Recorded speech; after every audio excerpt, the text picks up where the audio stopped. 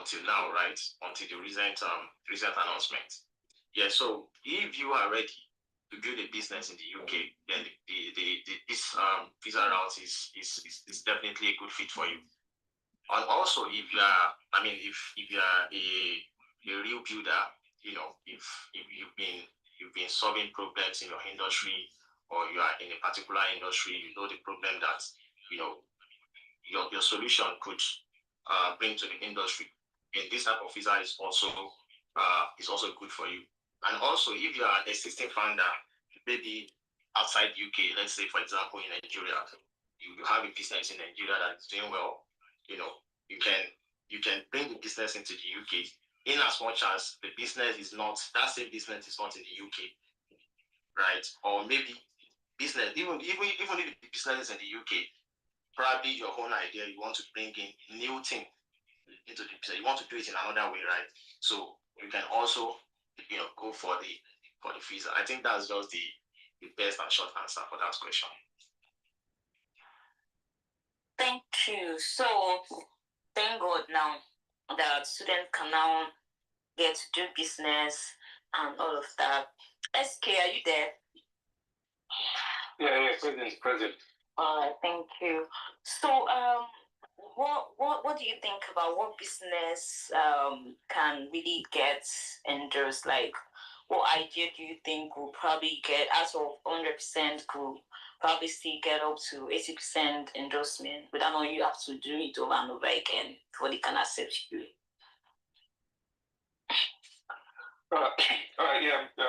Thank you for that question.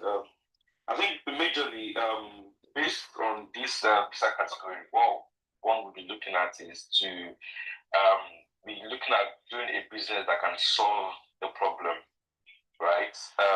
The three things that Tope mentioned, it has to be innovative, viable, and scalable.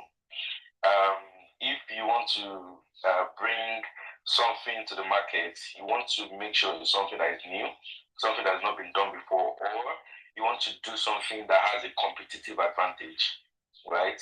It could be that it's being done already, like somebody is doing it already, but you want to introduce something that will make, like what you're bringing to the market will make that thing competitive. There's something common that I've been seeing on the internet where people will say, oh, your visa is about to expire, just go and apply for what's it called? They call it self-sponsorship, by the way. There's no visa category that is called self-sponsorship, but that's a topic for another day. What basically they're describing is you getting a sponsorship for your business, right? And I've seen people saying, oh, you can open an African grocery store, open a restaurant, and do all of that, which is good. But for this visa type, it needs, that alone will not guarantee you endorsement, and to not get you an innovator founder visa. It needs to be, you need to bring something new, something like a cherry on the cake. Like the cake is there, but you need to add something on top of it to make it more enticing. And I think majority of the time, what a lot of people are doing now is you can look for any traditional means of doing something and see how you can digitize it. Just look around, and it can even be something, go back, way back to your childhood, go back to back in Nigeria.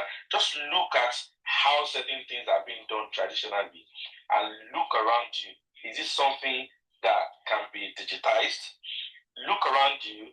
Is there any problem that you think that there should be a solution for? Do you need a service that you think that if there's a service for it, if there's a solution to that, it will make life easier? These are the kind of things that you need to be thinking about.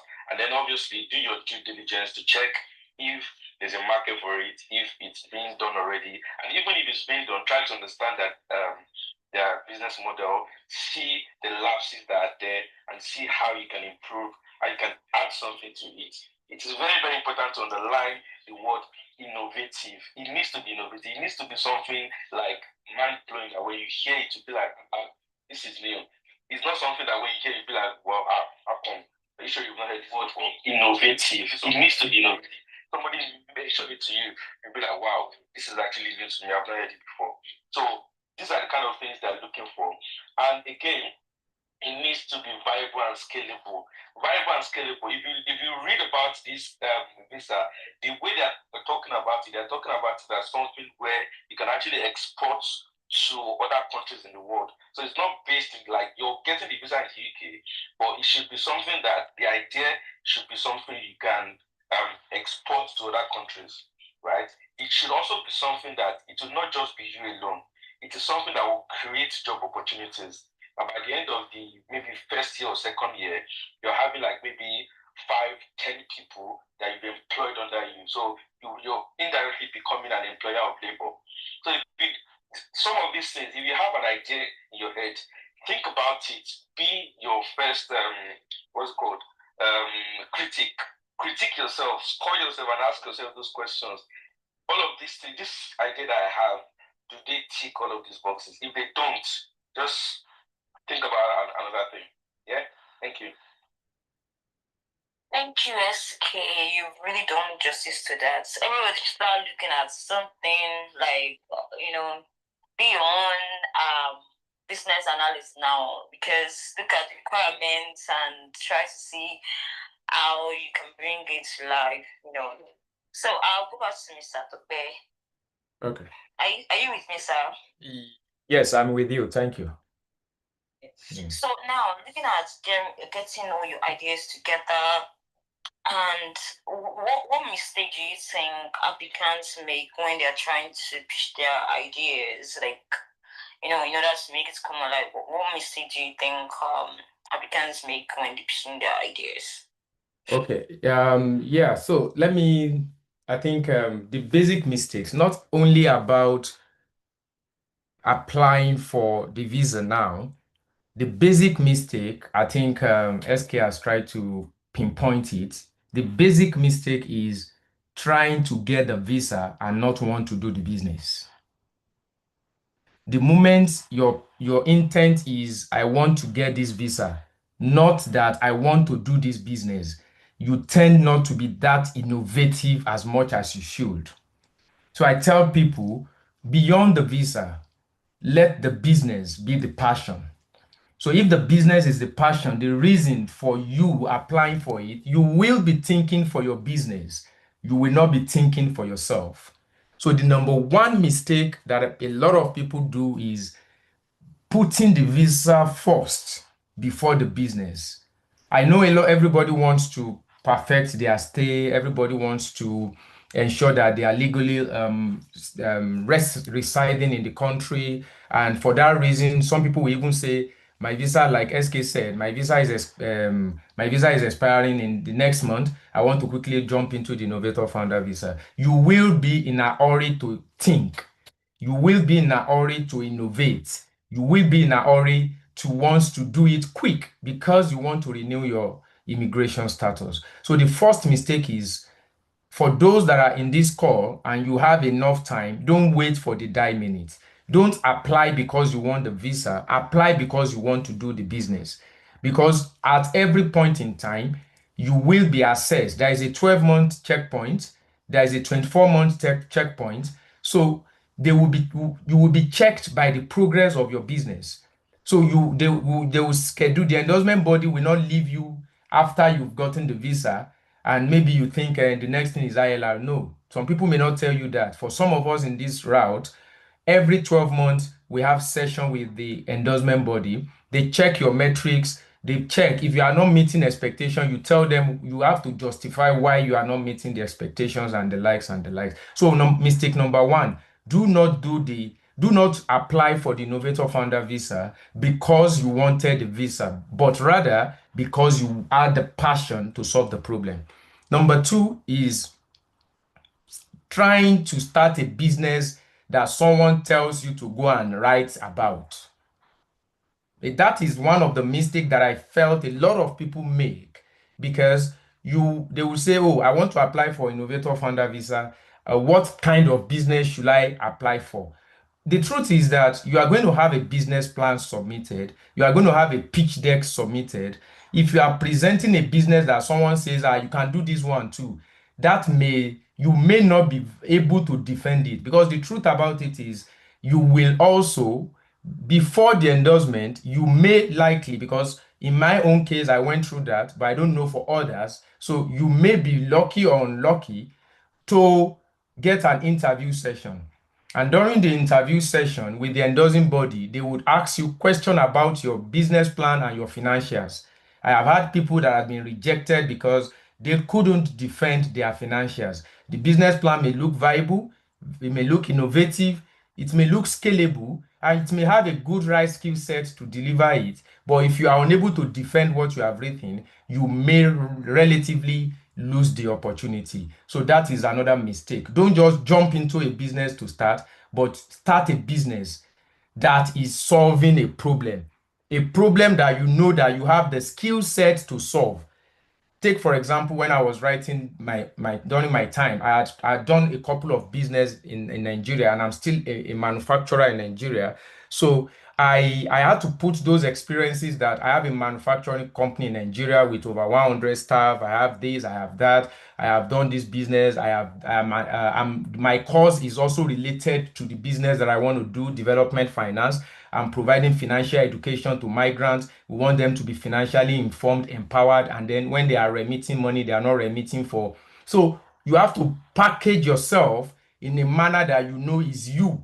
It's not that someone is packaging you for this idea. So anyone that is on this call that wants to do it, don't make a mistake of just jumping into it, but rather identify a problem that you want to go and solve, and be sure that you have the skill set. If you don't have that set of skill to to solve the problem, try as much as possible to bring people that would pioneer the solution with you. It doesn't matter if you have a pioneer team member. It's all they want to know is this guy has a set of people that would deliver this solution. The other one is, make sure, like I think I've said this, you're a strong founder's profile. Make sure that you package yourself based on your skill set and your experiences. Don't make yourself too light and you want to deliver a project that is very heavy. So the heavier you are, the capable you can carry the weight of your innovation. So your innovation is an heavy load on its own. So don't look, a lighter person cannot carry a heavy load. So you need to make sure that you are as heavy as your innovation. So package your skill set and don't make it a packaging, because it's not just packaging, it's a presentation. Present yourself. Don't lie about who you are. If you are not who you are, get somebody that can fill the gap. There is no crime identifying your weakness, and get a team member to come into with you and do the fill in the gap, the area where you are weak. And another thing is that you should have your growth and hiring plan in place. The point is, many business plans will just be very generic. Just go to ChatGPT or you go to Gemini and just ask the AI to begin to give you different ideas, and you download and you copy, format, and send. They know what they are looking for. So don't just package a business plan that is generic. Don't just do a copy and paste business planning. You can use the AI as a guide to refine your idea, but don't just rely on it as the original source of idea. Yes, you can also use AI as ideation, and that's what we also do. I advise people to get people that can scrutinize your idea with you. And I think SK or Sharif also mentioned that. Don't see what you have done as the best. And mistake that some people does is, I've had people that I had opportunity to do ideation and brainstorming with, because that is part of what we do at FinREMIT. So when we are doing ideation and brainstorming, I begin to see some of it like argument. Some people think you are criticizing their thought. So be flexible to listen to criticism. Those are the mistakes that some people make. They believe that that idea that I have is the best, and the way I want to deliver it is the best. Yeah, it may sound like that, but get somebody that can criticize it for you. The moment you begin to feel like it is the best, then when you get rejected during the endorsement stage, you will now remember that, oh, I should have listened to this person. So try as much as possible to not just believe you have done the best, and try to even criticize yourself. Ask questions like, why is this like this? Why am I even going for this idea? Who am I solving the idea with? And that is the last thing, knowing your market. You need to know your market and know your competitors. Because the truth about it is, I remember I had some people that we had interaction, and while we were talking, I asked that, okay, share the rejection letter you have. And some of the things that was said is, while some people felt like their idea is the best, then some endorsement body will tell you back and said, but this some so company is doing this, so company is doing this. So the mistake that I want everyone to avoid making is jumping into the conclusion that the idea is unique, jumping into conclusion that the idea is innovative. And that's why I tell people, no matter how robust your business plan is, try to put the competitive matrix into it. Do a very thorough market research. Thank God for AI. It can help you with some of this research. Ask questions. Tell AI to go and check for you who is doing something like this. Then gather them together. How are they doing it presently? Then how can you do it differently? Somebody doing what you want to do before does not mean that what you want to do is not innovative, but you can just put a touch into it and then you change the narrative totally. So don't conclude that your idea is the best. That's another mistake and the final that I would say. Compare the market, do market competitive matrix, tick those that you know they are doing that you are also doing, and cross those that you want to do that they are not doing. That part that you want to do that they are not doing is the innovation you are bringing on board. So the first phase now is you've solved the problem of innovation, then you can now jump into scalability and viability, which as you progress with your team, you can get that done. I think that answers the question. Thank you very much. So much, Mr. You've really done justice to that question. Can I add something to what you just said? Why not? Yeah, right. go. So I think one of the reasons why I feel like this topic interests me the most is in my love for business, right? I love doing business. And because I love doing business, I'm always attracted to content about businesses. Tope has just described something that if you want to watch it like a movie, go on BBC and watch The Apprentice. If you don't want to watch the whole season, right, just go and watch the last episode before the final. They've done, I think they're about 12 seasons, right? Pick every season and watch the last episode before the finals. The last episode before the final, what they do is, Alan Sugar is Lord Sugar is the coordinator of the program.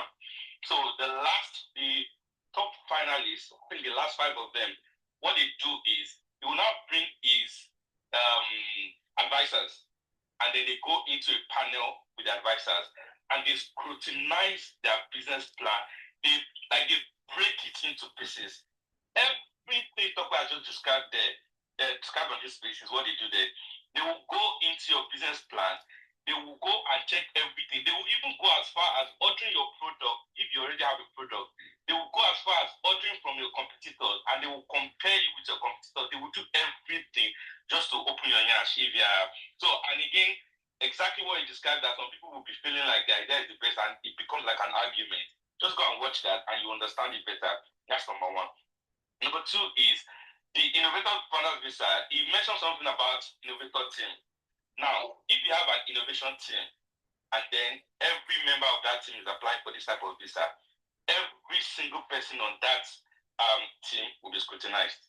Now, he also mentioned that if you scale through the endorsing body, there's another stumbling block that is waiting for you, the Home Office, where they will assess your application.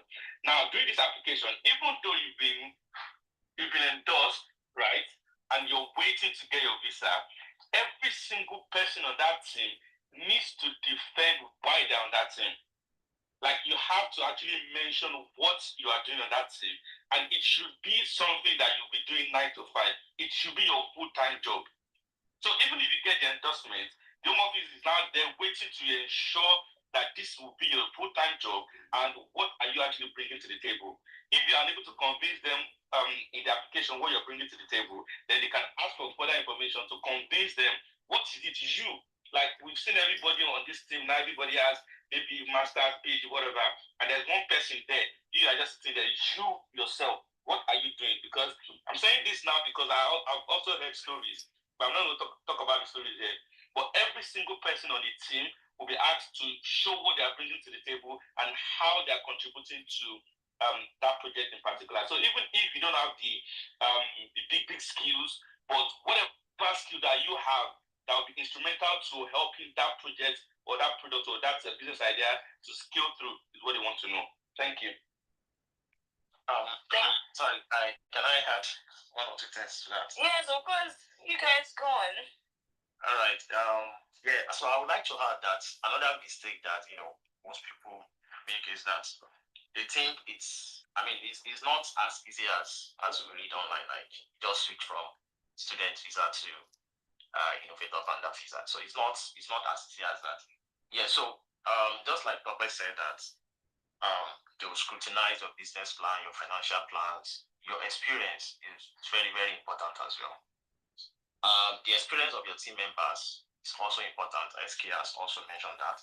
But one thing I want to mention in particular is the home office part. Right after you've gone through the endorsing bodies, they've approved you, you've got the endorsement letter. When you are applying for your visa, the home office would come back with series of mails like questions, even if you pay for the priority visa, right? Even if you pay for priority, they will still come back with a lot of questions. They question your team member experience, even the market data that you use in your business plan, they are going to ask for it. So in my own case, they ask for the market data that I use in my business plan, and I already have those. It was very easy for me to send it to them. They also ask if they also check because you have to submit your CV during the application. So they also ask about your experience. For example, if you say, okay, you have a business, you've been running a business before you come to the UK, or if you are not in the UK and you want to move to the UK through that visa route, they will ask you about the business that you've done before, right? So because they don't just want you to get the visa without improving, like without scaling the business. Do you get? So it's not as easy as people thought. And another thing is I want to mention is that even though they said on the government website that you can do another business, you can do another job while you are on that visa route. See, don't let anybody lie to you. If you decide to take on another job, right, with your business, my brother and sister, you may not get your ILR when you're supposed to get, because the business will not. Your main focus should be on that particular business that you get endorsement for. Don't bother to like, oh, let me just go and do another job. If you want to really do the visa route, you have to focus 100%, put your 100% focus in that business. Because when you are doing your annual review, they'll ask you, the first thing they will ask you is how many hours do you spend on this business day? And the normal working hours, the 40 hours per week. That's what they want to know, because that's the minimum you should spend on your business weekly. So if you plan to like, oh, I'm going to take another job, see, don't just I have to tell you, don't just bother to go for the visa, because you have to put your focus on that business and you have to grow that business. Thank you. Thank you. In fact, I think you just answered my question actually, because I wanted to know if it's okay for you to also do another job if it's allowed. Yeah, they said that, but it's not. Yeah. So talking about after you've been endorsed and all, you started your business, are you also qualified to request for sponsorship? Let's say you've grown, your business has grown. Do you also have access to sponsor your staff? Like, since Yeah, Can sure. I answer that? Okay, yeah. So I think this question comes at the right time because currently, in fact, tonight I just submitted my sponsorship license, right? Yeah, so you can. So that means it's a yes, right? So apply for a sponsor license, so you can sponsor your employee, right? So if you want to do that, yes, you can go for that.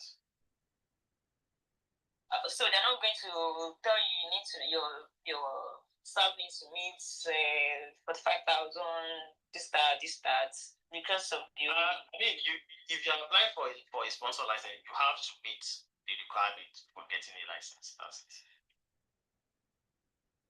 Okay, that's good. And that means that your employee, right, you have to be paying them the minimum salary. Wow, that means your business don't go with that too. And I keep people, maybe I follow Mr. Sheribo. By grace of God, they're going to give him the sponsorship this thing. I hope he can employ from the community too. We have talented people in the community. Please, if you're looking for your new people to join your company, please just put it in the community. Thank you. So I think everybody has spoken. Should I go back? Okay, let me go to SK. SK. Yeah, I'm with you. Okay, so now if you're looking at you want to sustain your business even after your idea, I know the whole requirement for doing this is not a lot of money. So like how much do you think like you need to have to sustain your business if they eventually approve your idea? So for you to be able to get it to like 3 years, 5 years or more. Okay, so I think on paper, right? On paper, there's no unlike the entrepreneur visa where the requirement is you have to invest about £50,000. This innovator founder visa on paper, all you just need to do is to show £1,270 for 28 days in your bank account, and then obviously the application fee of about 1,500, and then the endorsement fee. I think the endorsement fee is £1,000. And every time you meet with the endorsing body, you pay £500. On paper, that is all you need, right? But the actual business itself, the actual project itself, it depends on what you are doing. The idea can now run from 50k to £1 million. Depends on how big you want to go with it. Now, even with that, you will definitely, part of your business plan will be how to source for funding, right? There are different ways where you can get funding to fund your business. You can go with angel investors, venture capital. You can even go to the British Business Bank to get loan. You can crowd fund. You can do all sorts of things to get the funding for your particular business. But the major funding that's required for that visa is not a lot. However, how robust the business is determine how much you have to put into it. Yeah. Yeah, thank you. So if you're ready, just sit down. Yeah. So yeah, sorry, Dr. You want to say something? Yeah, go ahead, Sharif. I will talk after you. Maybe you were about. Go on, Sharif. I will speak after you. Maybe you are speaking my mind. Maybe you are about to speak my mind, sir. All right. Yeah. So So just like SK said, like on paper, you just said no. I mean, you don't have to. There is no minimum amount, But I have to mention that you have to submit your bank statement, right? At the stage where you are applying for the endorsement letter, right? And in your business plan, you have to submit your financial plan as well, together with your business plan. In your financial plan, there are months that will be required, right, to show in the bank statement. Now depends on what you have in your financial plan, right? So let's say, for example, in the first year, you are saying you are telling them that in the first year I'm not going to make profit. My EBITDA is minus £100,000, right? They want to see that £100,000. I hope you understand. So, because in the first year, you said you are telling them you are not going to make profits, right? You'll be running at £100,000 loss. You want to see that £100,000 in your bank statement. I'm saying this because what happened to me, right, during my whole application. So actually, the Innovator Funder Visa was, I think it was launched in April 2023. April 2023. That was when they phased out startup visa and all, right? So then when I applied, I wasn't aware of the minimum. Like, I thought, since they said they phased out the £50,000 requirement for the previous entrepreneur visa, that I just like put based on my current because then as at then Pushpower was already registered in the US, and we were doing around let's say $15,000 MRR, right? $15,000 monthly. Now I mean, based on my projections, okay, setting up in the UK, getting things up and running is going to cost a lot, right?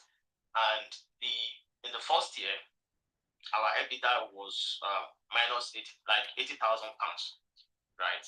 So I wasn't aware. I just like, I wasn't aware they were going to like ask me to show that money ahead of money.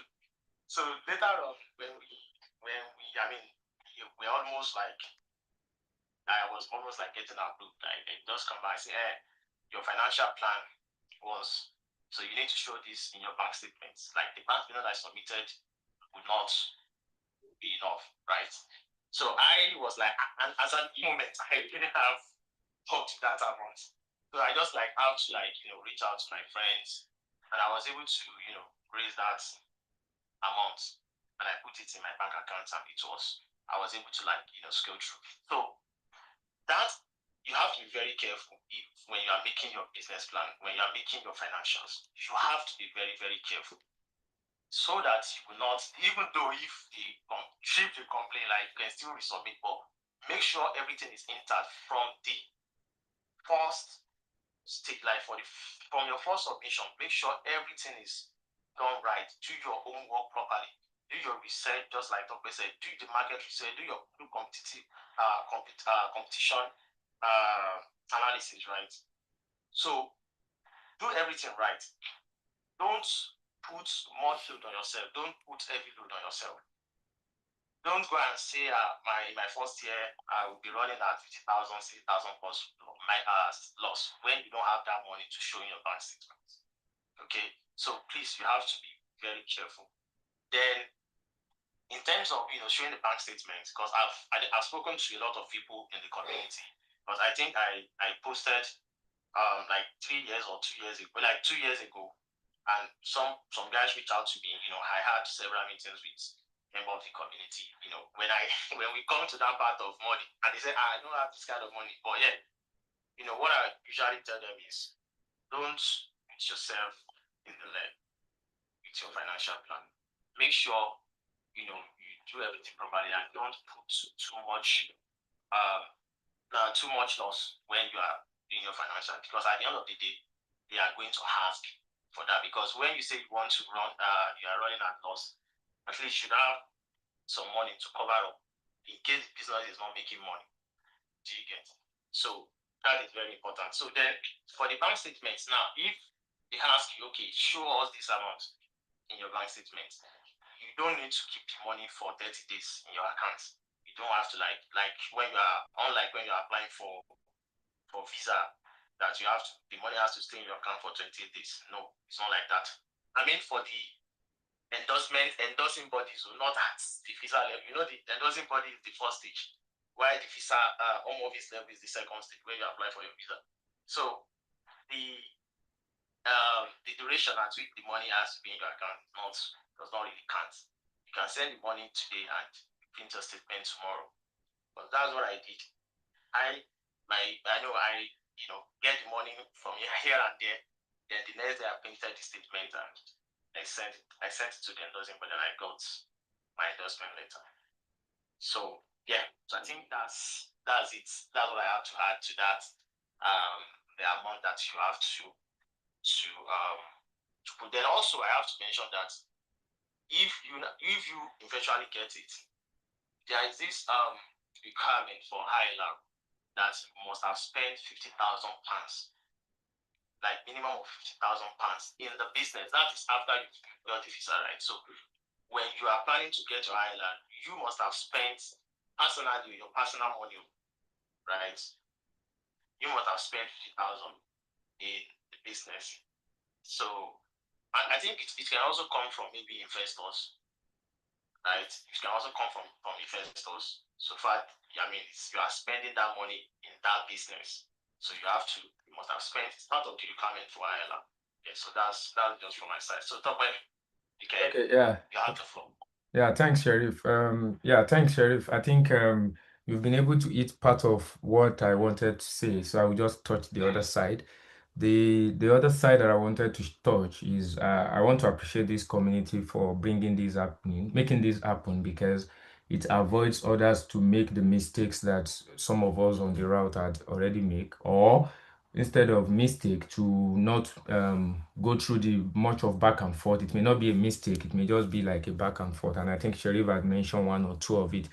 Yes, talking about the financial commitment, I would like to say this as a caveat that the innovator founder route is not a cheap route.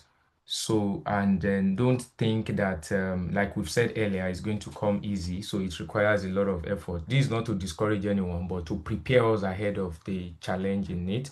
Basically, what I wanted to say again is aside from the living costs, which is the 1,000 whatever that was mentioned, aside from the living cost, Sherif had lightly said that as well. But I would like to pinpoint again that in my business plan, while I did mine, there is a portion of the business plan where we said they found the financing model. There is a financing model that shows, okay, this business is going to be run with an equity of or a capital of 50,000 or 60,000, for example. I think I put 60 or 70,000 there. And then they will now ask you, how do you intend to fund this figure? So you should be, it's not compulsory that you have the whole figure, but any figure that you mention that is going to come from you must have an evidence of it. But I remember as well that aside from the fact that, and somebody had asked me, some people had actually contacted me as well to say that, okay, I have a bank account in Nigeria. Can I use my bank account in Nigeria as evidence of source of funding here? I would say categorically that it's discretional. It's not a no, but what category of funding are you showing as evidence? Because the living cost of funding is a different thing. The financial model for your business is a different thing. So if, for example, when I said I wanted to do with so amount, they will be asked like, okay, how do you intend to fund it? So and this is what the response could be like.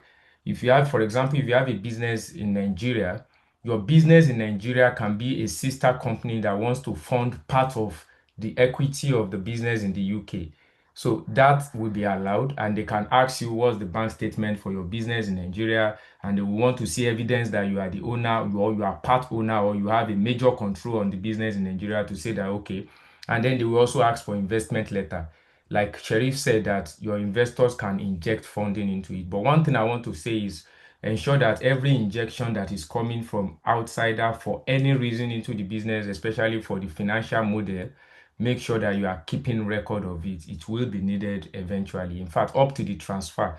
If you have transferred the money and you said it's maybe you are doing development of the project and you transfer to some people, you need to take note of it as well. So what I'm saying in essence is, and also I remembered I used my personal financial bank statement in Nigeria as part of my evidence of equity. Is not evidence of cost of living. So we should not mix that two. So like, okay, as a personal, as the founder, I will be having putting X amount into the business. So your bank statements in outside in the country can also be accepted, but you must be willing to ensure that you inject that money eventually, not wholesome, not once, but at least in piecemeal as you develop the solution, because they will eventually ask for that as well. And the last thing I want to say is about your projection. As much as possible, because we are talking financial, that's why I'm here to just add more figure, because I do finance most of my life, and I do financial modeling for businesses. So as regards your financial projection, please do not impress anybody with figure.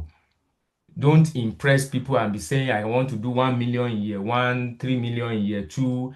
If you, because that's part of what you will be judged, you will be assessed after your 12 month checkpoint, 24-month checkpoint, and 36-month checkpoint. So don't try to impress because you wanted it to sound like, I'm going to make 1 million year one. Projection should be realistic, and that's one of the things that even the Home Office may get back to you. Like it was mentioned, you may get endorsement, and some of the things that your endorsing body had checked earlier that you think you have scaled through, the Home Office case officer may now check again from a different perspective. And when Sheriff said they asked him for market data, they may not ask you for market data, but they may ask you for something they didn't ask him. So we cannot say these are all the things you will be asked. And that was why I give that disclaimer at the beginning of this session that I am not giving an immigration advice, but just a share of experience. So you need to be prepared and ready across board, especially with respect to all the documents you have prepared. And that is why it is very important that you make it a realistic projection and planning. If that is in place, you will likely not be in a tight corner. Eventually, they are asking for something. But with this kind of information, it will make you prepare your homework as much as possible. However, if you arrange for funding from a third party to assist you to build whatever, please be rest assured that it is a business plan that you have prepared. You must be ready to eventually spend that money, whether sourced from other means, but that money needed to eventually go into your plan, because your business plan is like your Bible. It guides you, it tells you what you want to do, and that is what they are going to be assessing you with as a baseline. So anything you do in year one will be judged against your year one projection. Anything you do in year two will be judged against. So don't just think like you are putting those figures together to get the visa. As soon as you have put the figures together, be ready to work towards those figures. And that's some of the mistake business owners make. A lot of my clients will say they need a business plan, and as soon as they get that loan, they are off. They are no longer watching their business plan. Your business plan must always be your daily or monthly or quarterly guide, because if you don't use it as a guide, you eventually lose track. And when you lose track, you may lose it all.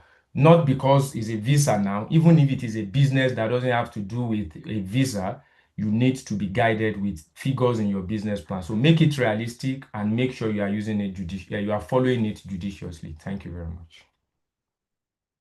Thank you so much, Mr. Tope, Sheriff, and SK. Okay, so I'm going to give people mic now. So later we can come back to questions. So if anybody wants to ask questions, so the first person will be Dan. Is it Dan or Dan? Are you there? Please, can you unmute your mic? Do you have any question or any contribution? Oh my God, what's this having connection issue? Hey, God, oh, please, not now. Are you there? Okay, can you hear me? I'll go to Big Bam. Big Bam, you can unmute and go on. Hello, guys. Good evening. Can you guys hear me? Yes, we can. Yeah, first off, I want to say a big thank you to NIUK putting this together. More thank you, Mr. Tope and Mr. Sheriff. Thank you for coming to share all your experiences. Not least is coming out to share all of this for free. So thank you so much. I just the first comment is to say it's good to actually hear and for people to also get to see that the visa route is not as easy as it has probably been made to look online. It requires a whole lot of work, and I think it's now clear that people need to like apply themselves if they are going to be able to get through with this. I just have a few questions. I don't know if you guys can share a little bit of details regarding the endorsing body. Which endorsing body would you recommend? I know the method of operation for the different endorsing body is not likely to be the same. So which one would you recommend if you can speak on that? And how fast those endorsing body?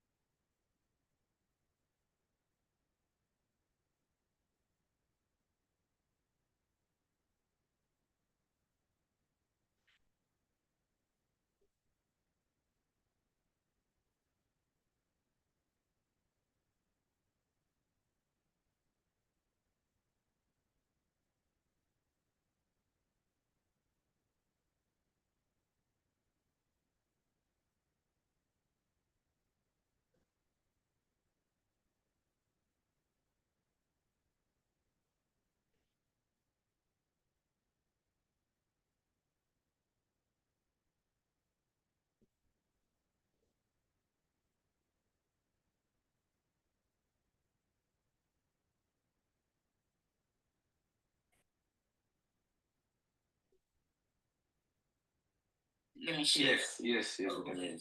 So testing, and let me share it to our speaker again. Please, oh my God, the topic that we're having today, we have Sharif, and Sharif is a co-founder for Pushbaro, and also we have SK. We all know SK for everything, and we have Mr. Timitope, apologies for what happened earlier. It won't happen again. And now the space is now being recorded. So I for Mr. Tope and SK and Mr. Sharif to give us like a little recap, just so people could want to listen to the space later can probably just listen, because the other one wasn't recorded, and I feel this kind of pain in my heart. I'm like, oh, why was that recorded? I was guessing the tags, and I'm like, what? Okay, so thank goodness now this is recorded. So, Mr. Tokma, please, briefly, if you can just give us like recap, just short, and then Big Bang can go on, and SK you recap, and Mr. Sharif, I've been trying to, I don't know if you're not accepting it, it's not going through. Please kindly come back so we can, because this is really actually, because I was literally thinking it's just a simple thing, but now it is not that simple. So we need to calm down in case you want your idea to be endorsed. So please, it's really important. Mr. Tope, take it on. Okay, yeah. Just like a quick recap, I think we've said a lot. But to recap it, we talked about the Innovator Founder Visa, and the most that has been said is not as easy as we've had it, but it's something that has to do with you coming to the UK or staying in the UK to start and run a business here in the UK. The business must be innovative, viable, and scalable. And when I said earlier, I said by being innovative, you must be doing something totally new, or it's something that is better or adding value to an existing innovation.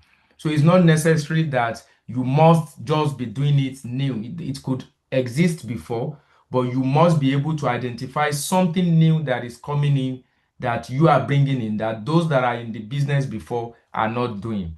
It is not necessarily has to be competitive, it can be complementary. So you can complete what others are doing rather than competing with them. So these are things that I did not say earlier that I would like to say now again for the benefit of those joining. Secondly, it must be viable. And when what by viability, it means that everything you are presenting must be realistic. It must have the right set of people to deliver the solution. And at the same time, you must have a team and the resources that you needed to get it done. So don't just jump into a business and you feel like I've said earlier, that somebody just told you, you can do this type of business. Go and start, write a business plan, put it. Don't just put everything hook, line, and sinker, as you have seen it from either an AI app or from an existing business plan. Try to make sure that you are domesticating that idea into the UK environment. And the last one that I've said earlier when I was asked about this is scalability. That these are the three things that you will be used that will be used to assess you. So it must also be scalable. And in terms of scalability, it's not about doing the business only, it's about the ability to start, grow it, and even if possible, expand it to other parts of the world. So UK wants it to be an exportable idea, a scalable idea, and an idea that would create local job for the UK as well. So that's another thing that you needed to put into consideration. So it could make you grow to have an ILR, but I mentioned earlier that it has a checkpoint. There are 12 months checkpoint, 24 months checkpoint, and 36 months as well. The Innovator Founder Visa is not like the previous ones, like the entrepreneur visa or the investor visa, that you need to have a capital. You need to bring a lump sum capital of 50K minimum into the system, but you need to have evidences as regards everything you have presented, either in your business plan, your business pitch deck, and at the same time your financials. Somebody asked about the endorsing body before we got disconnected. They asked that which endorsing body are we recommending. In my own case, I used Innovator International. I used Innovator International, but there is investors, there is UK Endorsing Services, and there is the Global Entrepreneur Program, the GEP. So these are the four for now, but maybe the UK government will later add to it. But for now, they are just these four. Like I told us earlier, when I started as a startup founder after my program, then the school can actually endorse us. So there are a lot of endorsing bodies then. But when the Innovator Founder Visa was to be introduced in April 2023, then it was only limited to these four endorsing bodies. I will not say one is better than the other. They all had their judgment criteria based on the innovativeness, the scalability, and the viability. So I cannot say this is a specific timeline.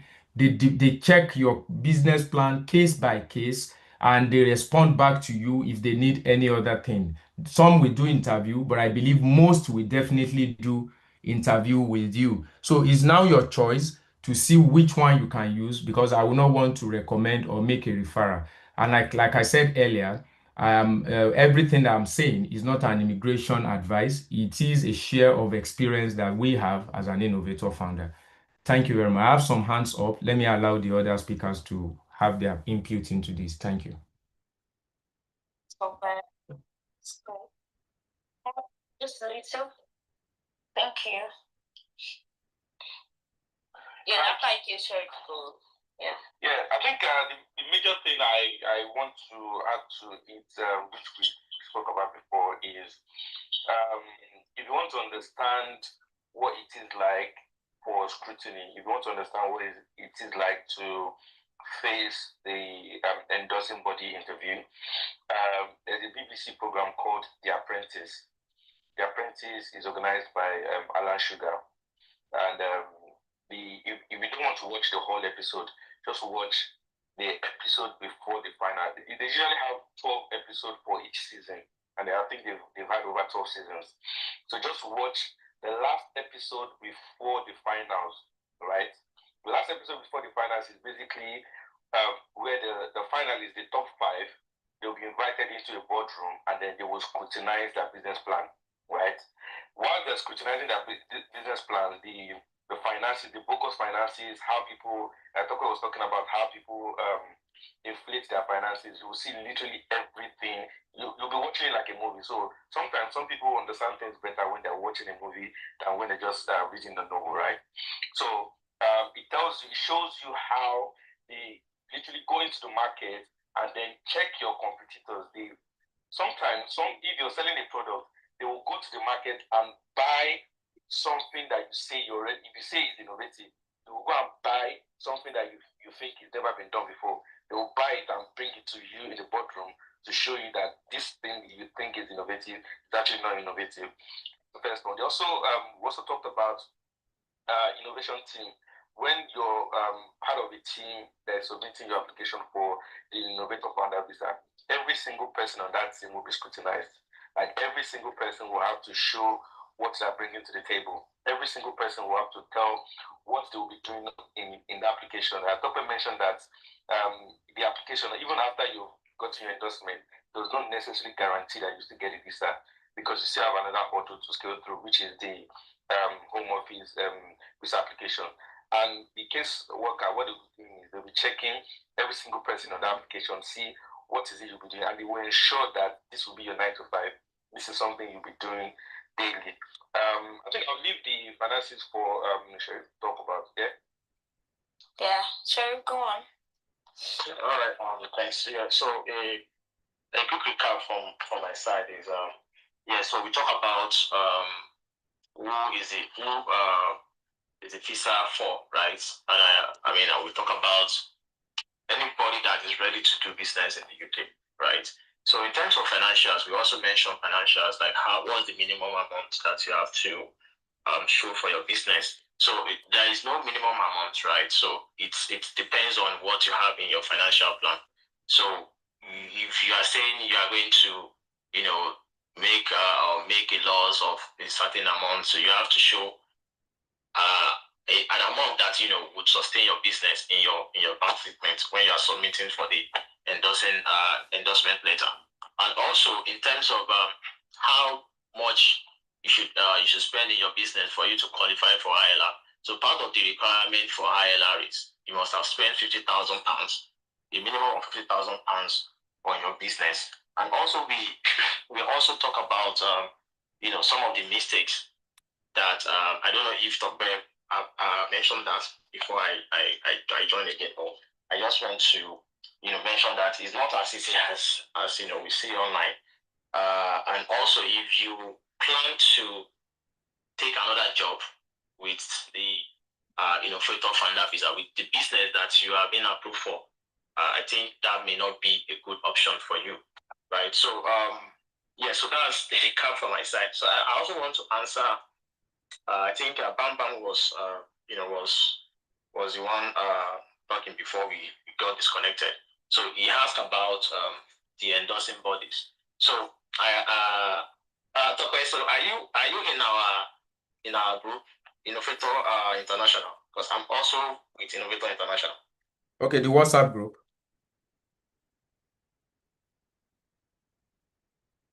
Is Tokwe there? Yeah, okay, Sheriff, I'm with you.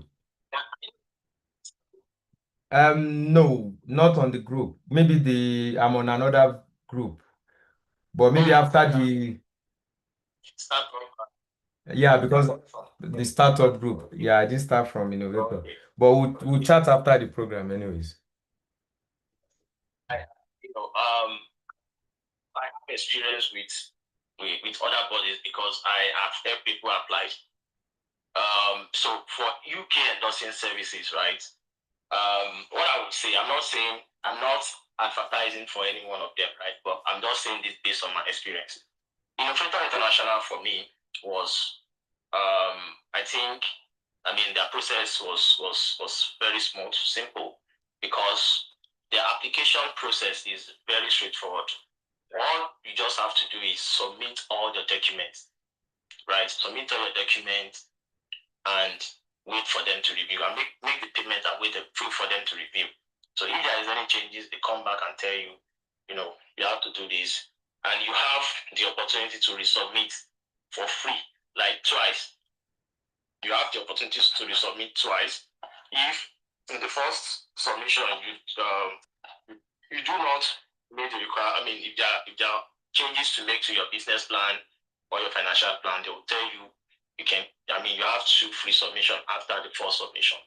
Then for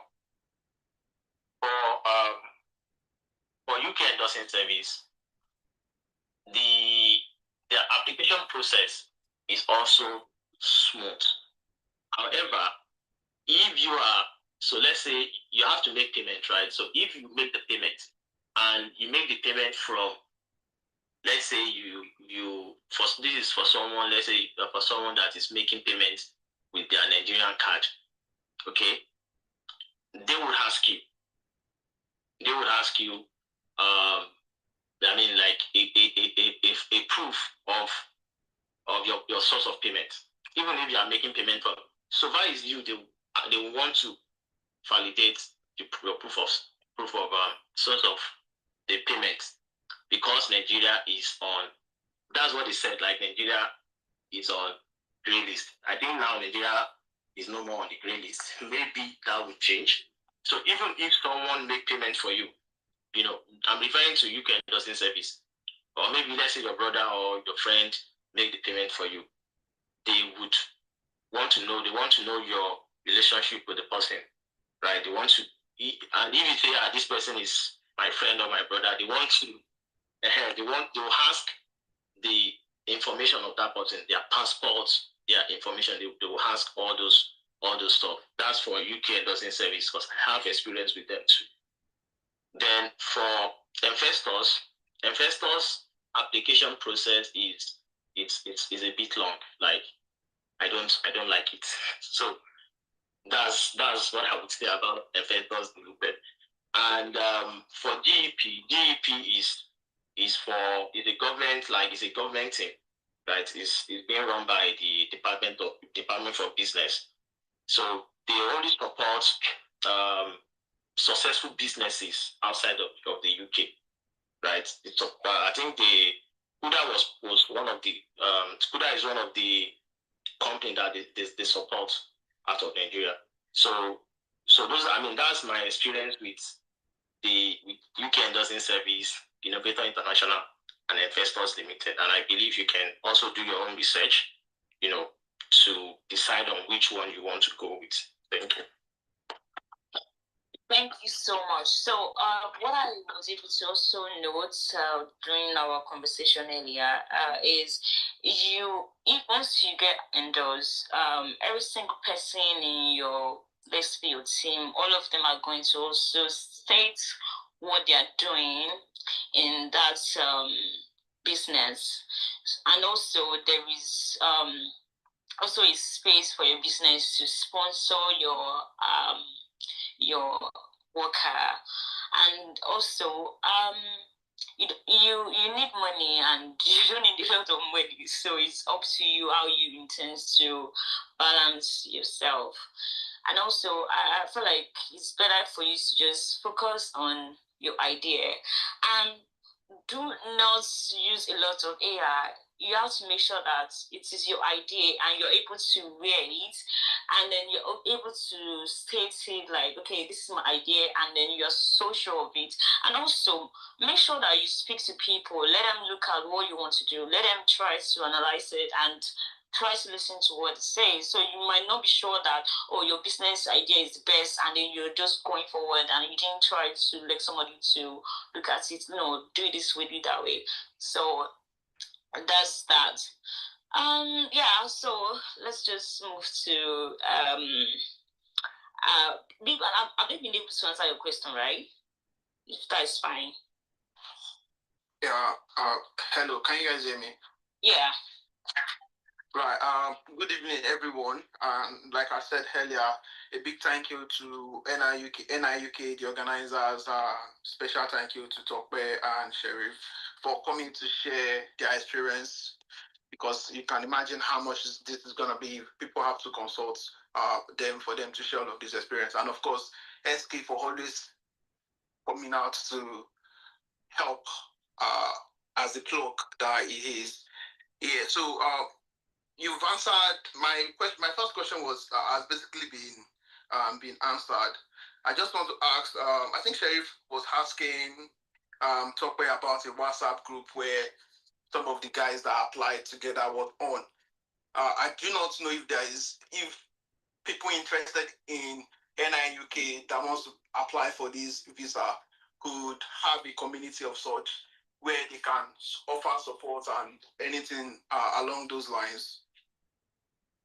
If there's a community already existing, if people can request to add, if people can request to be added, or if we can create a new one. I also want to ask, there's this bit. One of the things that makes this visa attractive is the qualification for ILR after 3 years. But from what I could read online, you might have to apply again to an endorsing body after the 3 years to get an endorsement that you've actually done the right thing after the 3 years. And some of the conditions include you must satisfy 2 out of 3 conditions, something along those lines. You employing 5 people, 50,000 pounds worth in investment. I don't know if Tokwe or Sheriff could speak a little bit more along those lines. If they know anyone that has probably applied for ILR, how easy that phase is it attainable? Yeah. Thank you. Can I say something? I've been trying to make my hand for a while. Okay. Thank you very much. Good evening, everyone. My name is Musa. So I just saw I was just on my Twitter. X. I just saw this. I just clicked on it when I saw the Innovator. So it's something that I did, and so I just felt that's good for me to share some experience. Yeah, so for me, my wife came here, said she wanted to do master's degree in Scotland. And, so I have a business that's viable. So I have an NCC license that I run businesses, technology business with examples. So I was comfortable with Nigeria, so I don't need this. But she was at the one that she wanted to call because her siblings were like, okay, guys can go. So I was here, that that's all opportunities. So I was like, let me do some businesses here. Then a friend of mine that told me about Innovator business. I was like independent. Then I started to say, okay, I looked at it. I asked him to show me what he did, told me what he did in some area of health areas. And I told myself the best thing for me to do is to do what I was already doing in Nigeria. And so the first thing first was to, first of all, do some research. Like Topper said, that Sharif, you have to be innovative. So I had to do some research in the industry that I wanted to play in. And I needed to get the players that were in those industries currently now. I looked at everything that they were doing. And I found out that there's some loopholes. There's certain things that we do in Nigeria they don't do here. And I said, okay, this is where I can just, this is my idea, this is my innovation, this is what I want to do. Because it's something existing. Because if you want to say, the advice I'll give everybody is, you want to think out of the box, go out of think down there and find. You may be talented, you may be visionary, God will just put the idea to you. Fantastic, you can do that. But also, if you are currently in the UK, look at what is going on. Look at how you can also improve on what somebody has done and take it to the next level. And that's what I did. So my idea is in the regulated industry. So that means I have to get some other approvals, some other permit and licenses from the relevant UK agency. So that shows you how the extent I did it. So when I did it was we had lots of Innovator, I think over 20 or 25. So the one that my friend they introduced me to it, the people that I gave to me, I think they were in Cardiff. And I never met the one-on-one. All the stuff we did was online when I was in Nigeria, because I was going back to Nigeria and coming back. So I was doing 3 weeks here, 3 weeks in Nigeria. That's how I was just doing because my children just go and come coming back. So and I never met them. I only just got across to them. Oh, they told me what to do, told me the fees to pay to them, just like that. So I said, okay, no problem. These are things I can afford. So like Topper said, did a very fantastic presentation of how it worked. So when I did mine, I did over 100 pages. I called the luxury I have, some of you may not have it. So I called my chief financial officer and said, this is the idea I want to do. This is the amount I think you should work for this thing. Give me the financial model. So he did all those things for me, gave it to me, UK standard, blah, blah, blah. But he did all this ACCA, did everything to me and he gave it to me. I think, okay, fantastic. So I sat down for a month. I was doing that thing page by page. When I get time in the office, I just sit down the screen and start writing it, putting all my ideas, how I want to do it. And when I felt that it was good to go, I presented it to the endorsing body, set up a meeting. I did a presentation, so they had a consultant that assigned to me. I did a presentation to them. And the guy that tweaked one or two things, do this, do that, I'll go back again. The following week again, we'll do another meeting. So we did that kind of meeting like 4 times. So he was now sure that this was a good idea, this is scalable. Though he doesn't really understand the industry, I had to put it to him. So he now did his own small research. I said, okay, these are from what I said, okay, this my own is innovative enough. So we now put it into they now apply, gave me a dozen. I now got a lawyer. So I didn't know the on my own. So I just needed to get a lawyer, a Nigerian lawyer, an immigration lawyer in the UK, and I used him. We now we now applied, and I did the fast track. I paid £1,000, and I did this fast track, and I got my UK approval now. The following day, it stopped today. The following day by afternoon, I approved. So then the first journey, then the son of man went to sleep. I was busy in Nigeria doing my business. So my plan was, 30 year will come, I'll do this thing. So the lawyer called me one day and I said, okay, if you do this thing, all this thing that you're going to do, you just waste of time. So that's when I now got to now go and register UK entity. I registered the business, was Business Scotland. I registered the business, then I started opening a bank account. I started those whole processes. Trying to start the business, things we to do. Like what gentleman said, then I think it's about 8 or so, if I'm not mistaken, it's about 8 or so requirements. You have to get 2 of them. Then with that, you have to maybe I think £1 million or something overseas, 500 £1,000 in the UK. You have to get like 4 people who are UKCs that you are going to employ, and they're going to be like for the minimum of like £25,000 per annum. That's £100,000. So they have different. Or you have to go and do like a patent, IP, intellectual property, things like that. So they had all those. So I looked at all 8 of them or so. Then about I looked at which ones are the ones that I can easily do. That won't give me stress. That I won't be looking to go and pay people salaries that they are not started working. Business are not started functioning. Intellectual property. So let me do patents. So I asked some ideas I wanted to patent. So I had like 4 ideas, and I put this up for patent, and it was accepted to the system. No, it takes some years to get the patents. Then the other one was to show that I have spent the money. And I have spent the money. So for me, the solution I wanted to do was already a solution in Nigeria, done by my tech boys in my office. So it was a solution for me. So that's me and other people who tried to do it here. So I already had the solution. But what I like to know, this solution has a value. So the intellectual property, the property is a right value for the source code and code that will be taken up. So there's a value. So I place that value based on my investment into the system.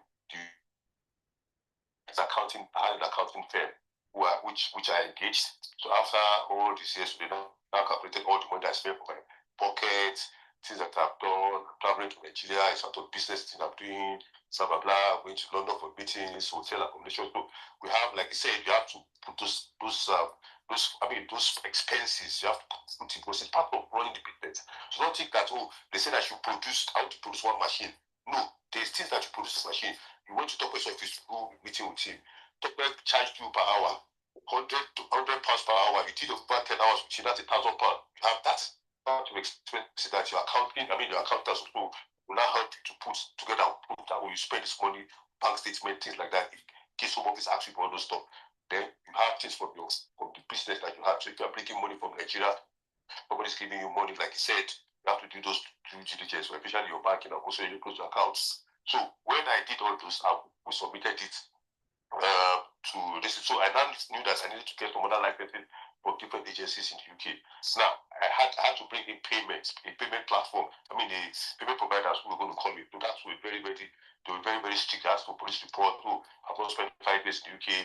I have to go and look at my things like that. Got a police report, stuff like that I needed to do. So it was not easy, like they said. So you see it very easy, but when you start in, if you don't get the final endorsement from the endorsing body, then all the time, all the 3 years that you have done is wasted. Time. So by the first year, by the first 12 months and 24 months, like Topper said, you will now start seeing, oh, can I pass this thing? Can I get this thing? Or okay, if I'm not, they will help you. They will encourage you. They will tell you what to do, how you need to do it. So you also need to do it too. So if you also think that you have a group of friends that you think you guys can come together and do, like I said, all of you must have that vision of what you want to do together. Because I try to help a couple of some of my friends here. I say, this idea is an idea. You just tell me, I'll put it through. You just say that you have this investment that you're doing, so that you can take this, you that your wife is looking for COS. Why don't you come through this route? Everybody is a businessman. So let's put that out first. Everybody is an entrepreneur. So people cannot just start to run it. Some people let me just keep working. So maybe after some years, I'll have some ideas. Okay, let me start a business. So you have to look at yourself. Is this something that I can run? Not just at what I want to get a live to remain. It's not guaranteed. Like one of the speakers says, it's not guaranteed. You have to pass several hurdles. After passing the endorsement body, you have to go through to home office. Even they asked me to bring all the how do you call it, all the conversation I had, email conversation that I've been having, correspondence I'm having, my endorsing body, I had to go and put them in the zip and send to home office. They wanted to start looking. So there was one statement they saw somewhere. So they just felt that the endorsing body was already in bed with me, so they just endorsed me for endorsing sake. So that one brought another issue. That the endorsing body need to come in and start saying no. So also I'm sorry. So to me, the first thing is the idea. The idea is something that you need to first of all focus on. The rest, people like Topper and Co can start giving advice how to go about it and do it. So the idea is what you are selling to them. Not, I'm bringing the money, because the money is not going to come in immediately, like I said. The money can start coming later in bits and pieces. But the idea first, and also know that you will not work for anybody. You may be consulting for some people, but you will not go and be going to one work and see what it will not work for you. So you have to understand those things. Thank you very much. Thank you. Please, can we any other people Yes, that want to yes. come up? Good evening. It's just going to be 2 minutes, please. 2 minutes, so can I leave on time? Good evening. I'll make it real quick. Thank you. I don't know. I'm not supposed to accept you because you don't have any picture and the page looks like you're old. I am so sorry. I don't I'm not a Twitter user. A friend of mine just sent me the link. Okay. All right. You have a question? Please go on. Please, 2 minutes, mass. I will make it quick. It's not a question. Okay. I have been through the process myself. All right. And I recently put in my ILR application as recent as 4 months ago. Everything Mr. Osa spoke about was valid. However, exactly, he got his own Innovator visa. Now it's called Innovator Founder visa, but previously it was called Innovator visa. That's what I secured as well in 2022. I can greatly say maybe from 2021 downwards, people who got the Innovator visa before it changed to Innovator Founder visa have it a bit difficult. When the visa first came out, the people who jumped on it initially were able to secure the ILR at the final stage, all right? But now, I know people who have been waiting after submitting for their ILR application. They've been waiting for almost 2 years. I know someone he was waiting for almost 10 months. He got frustrated and then he had to leave the UK. And the thing is, when in the UK, when you put in an application, you cannot travel, you cannot leave. So there are quite a lot of people who are stuck in a country waiting for a decision to be made on their ILR application. Why is that happening? And I understand. I literally have less than 1 minute. Unfortunately, I've been waiting to just quickly tell everybody what's going on. Okay, you can add 1 more minute to it. Okay, it's happening because a lot of they found out that a lot of startup founders were just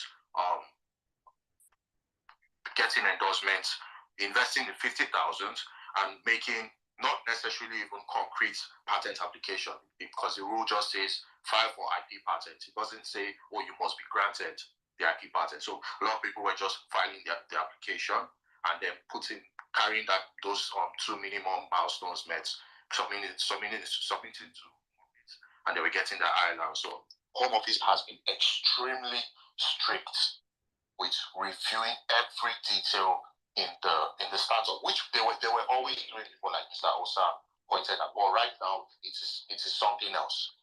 Now they revamped the visa. They call it Innovator visa. Now you're allowed to, get endorsement with your idea.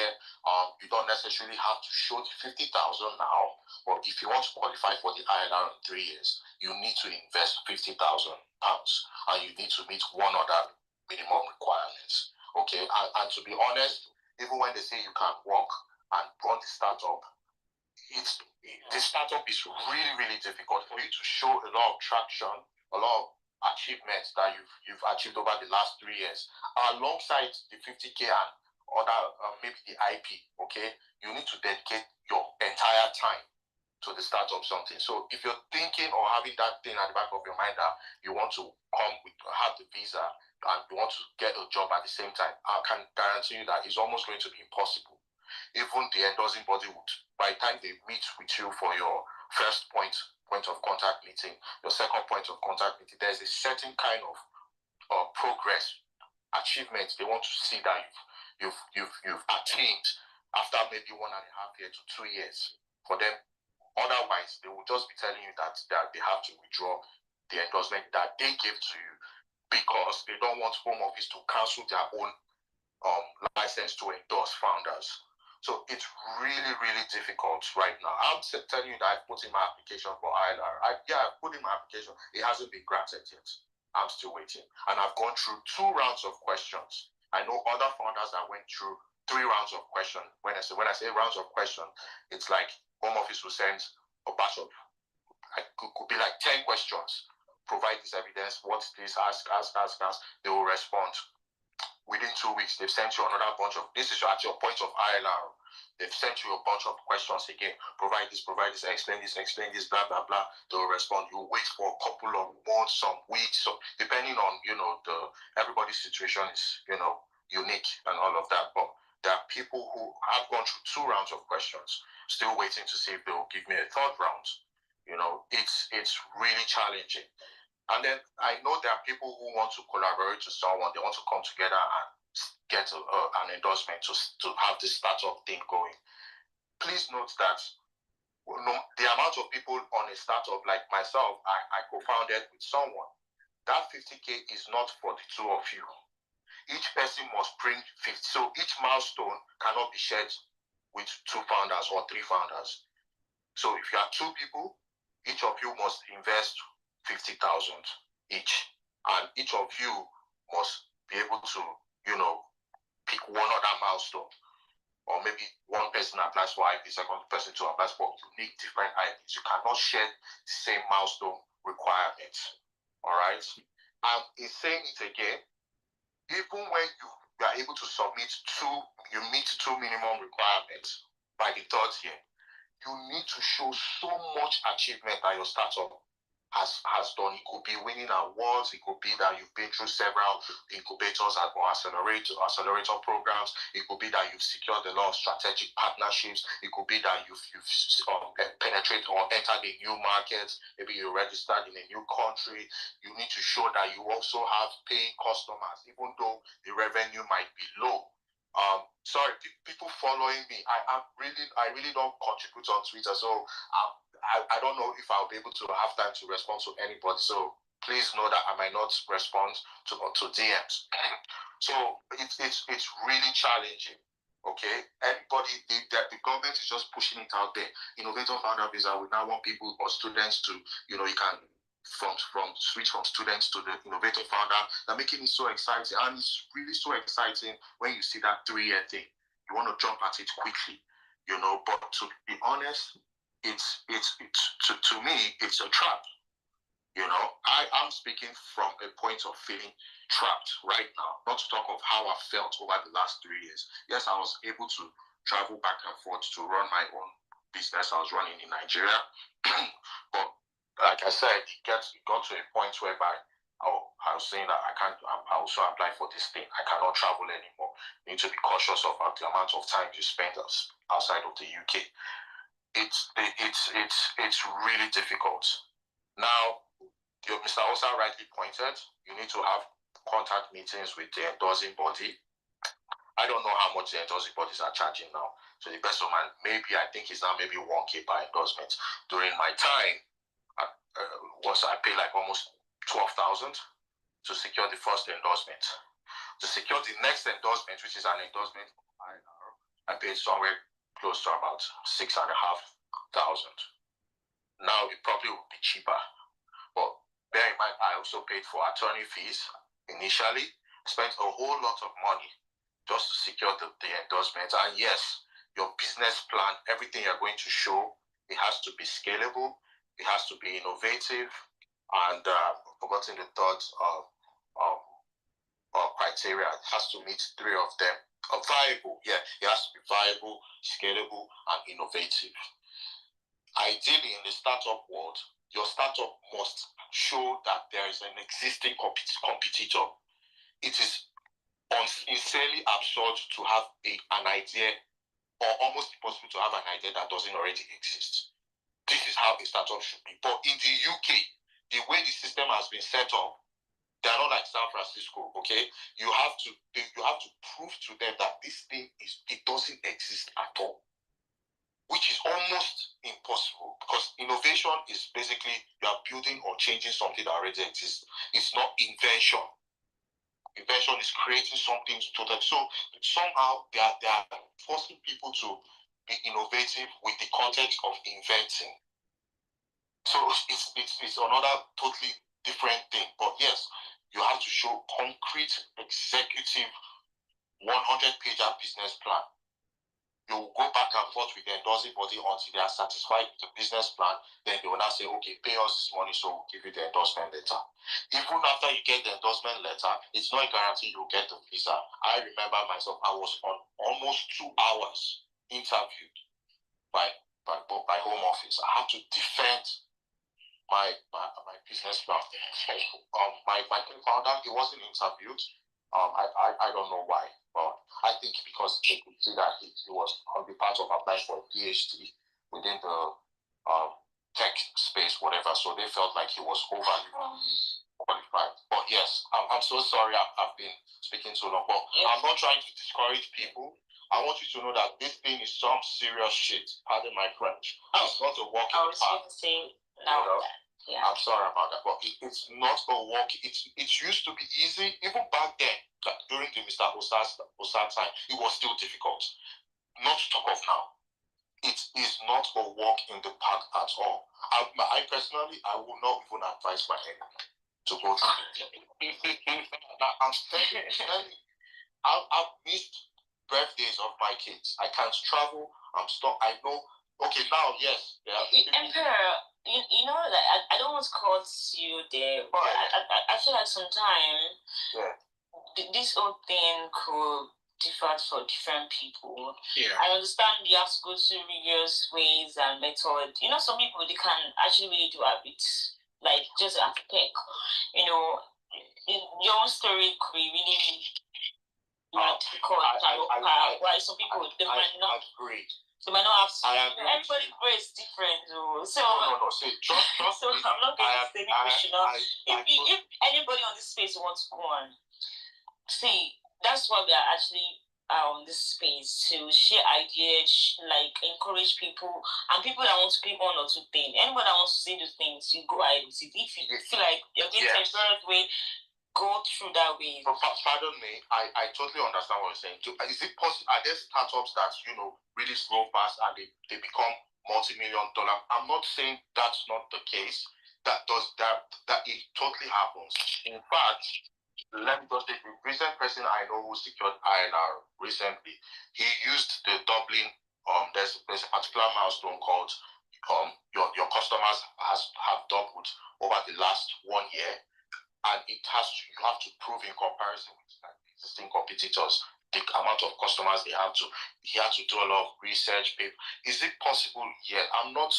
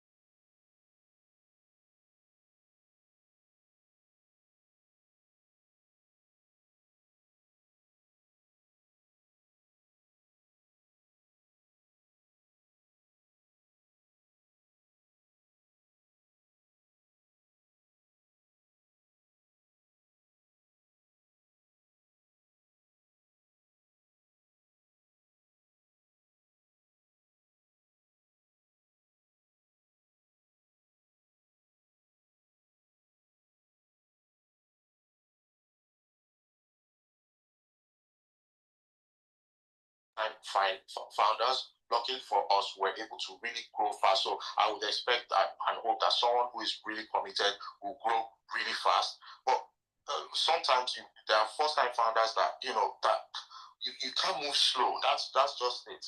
You have to really put in so much of your time. So I hope and I wish everybody who is attempting the journey luck. There are changes that will be implemented in February 2026. It could be that by that time they might want to lapse certain, rules or approach to how they analyze. I don't know what they plan in February 2026 for the Global Talent and Innovator. But for now, speaking right now, Innovator applicants, they are in trenches right now in the we're dealing with them crazy. I don't want to divulge too much, okay? But we are going through it. Especially the ones that we're on the Innovator visa, not the founder visa. We can't work. I've not worked for 5 years in this country. I've depended solely on naira to pounds to survive and pay my bills. So it's if even if anybody is coming with as an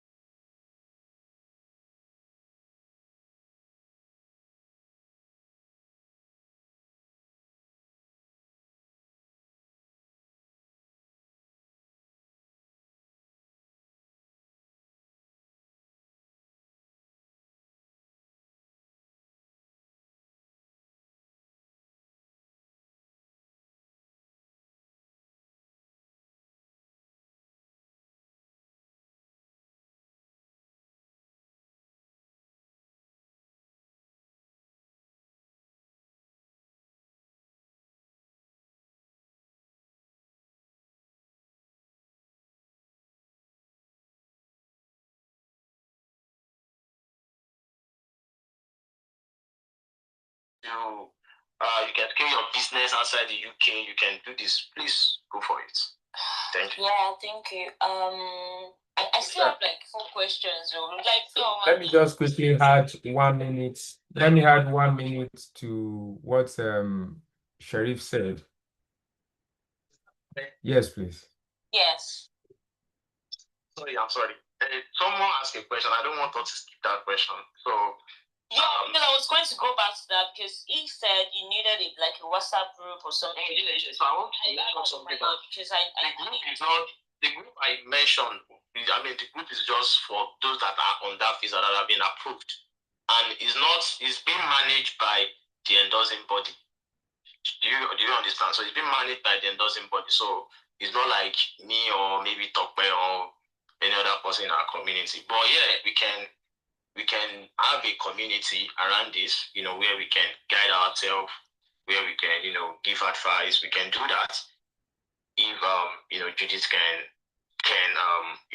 I'll just show you that. Thank you. Back to you.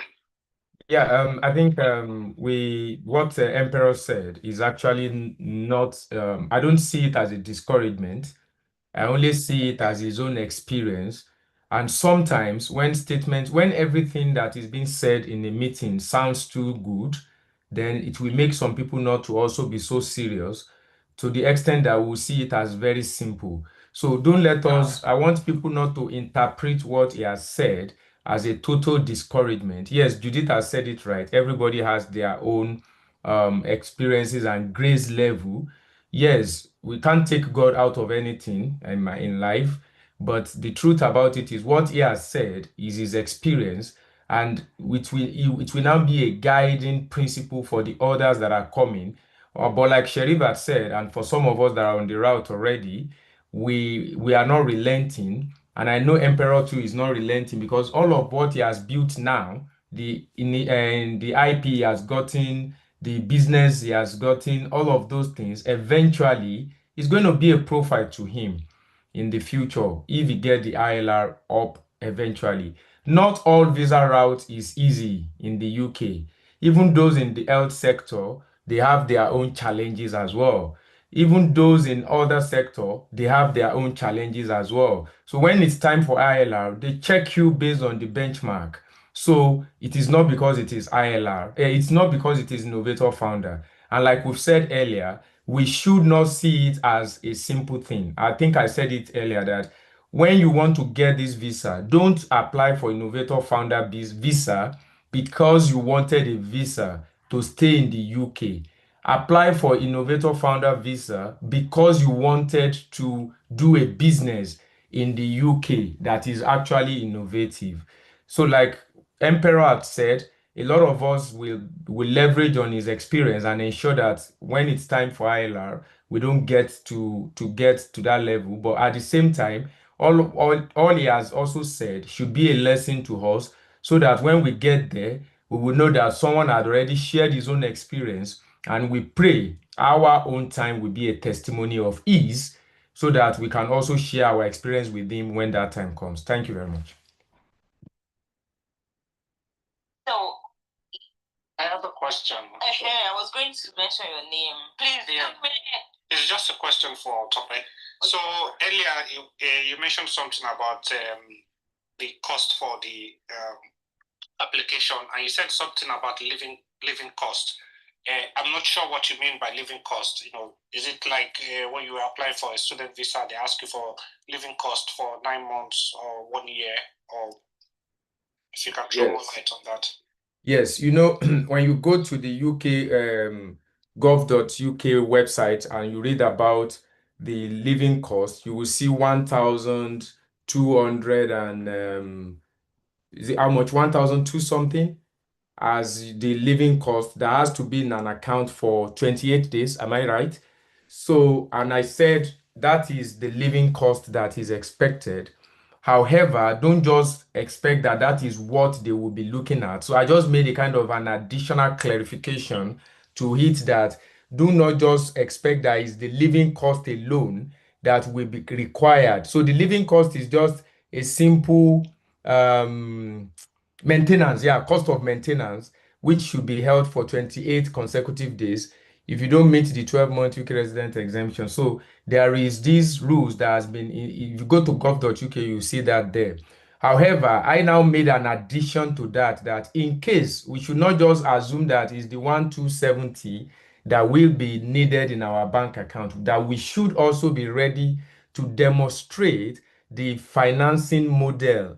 That is, if you had said as a founder or an innovator, you want to have a contribution into your capital, you should be able to demonstrate where those capital is coming from. You can say that part is coming from a loan. You can say that part is coming from a future grant. You can say that part is coming from your own personal fund. But any amount that you have mentioned that is going to be your own bootstrap. Bootstrap is the money you have set aside to conduct initial expenses in your business before the business begin to make traction.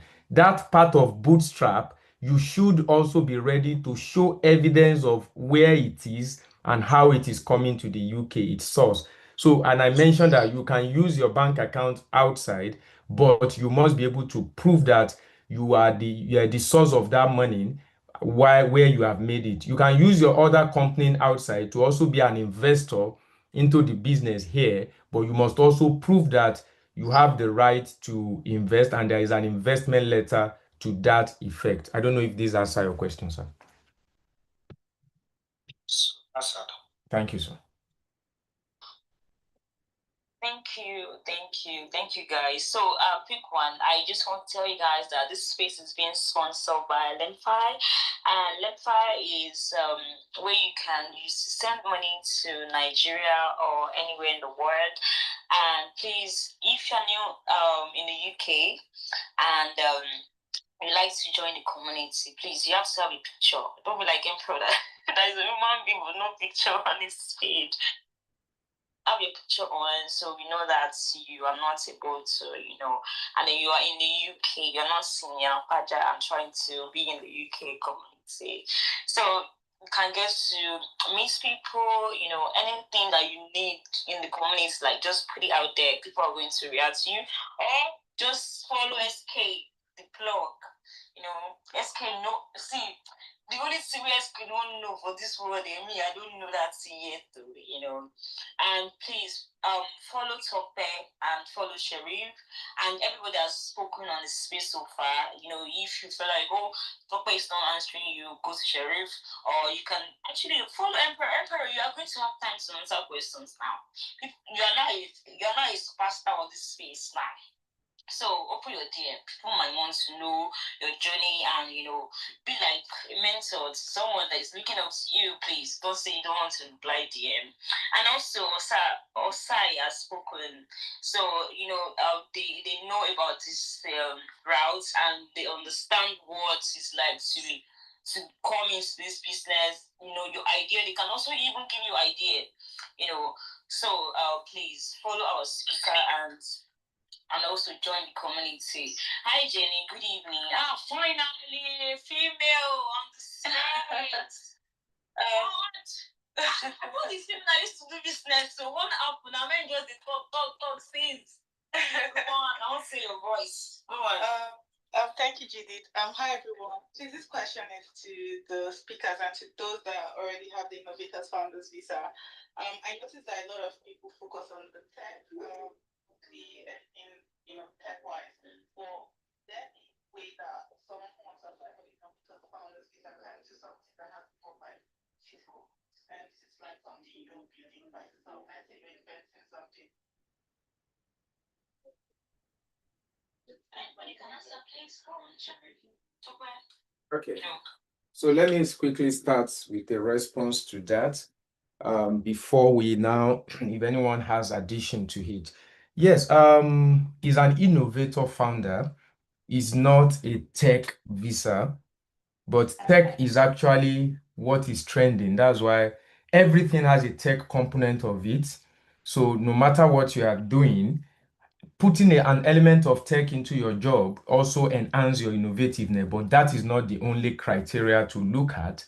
However, let's take an instance that you are doing production and you are producing something and you begin to say that everybody that has been producing that particular item, take for example, you want to start the manufacturing of hand glove in the UK, and you know that all other hand gloves are latex, and you decide to say that you want a climate safe hand glove that will not use latex, and you want to start planting a rubber factory, a rubber plantation in the UK that is also going to be improved variety, or so to say. All of those processes, I'm sorry, I'm just citing this as a as a simple example.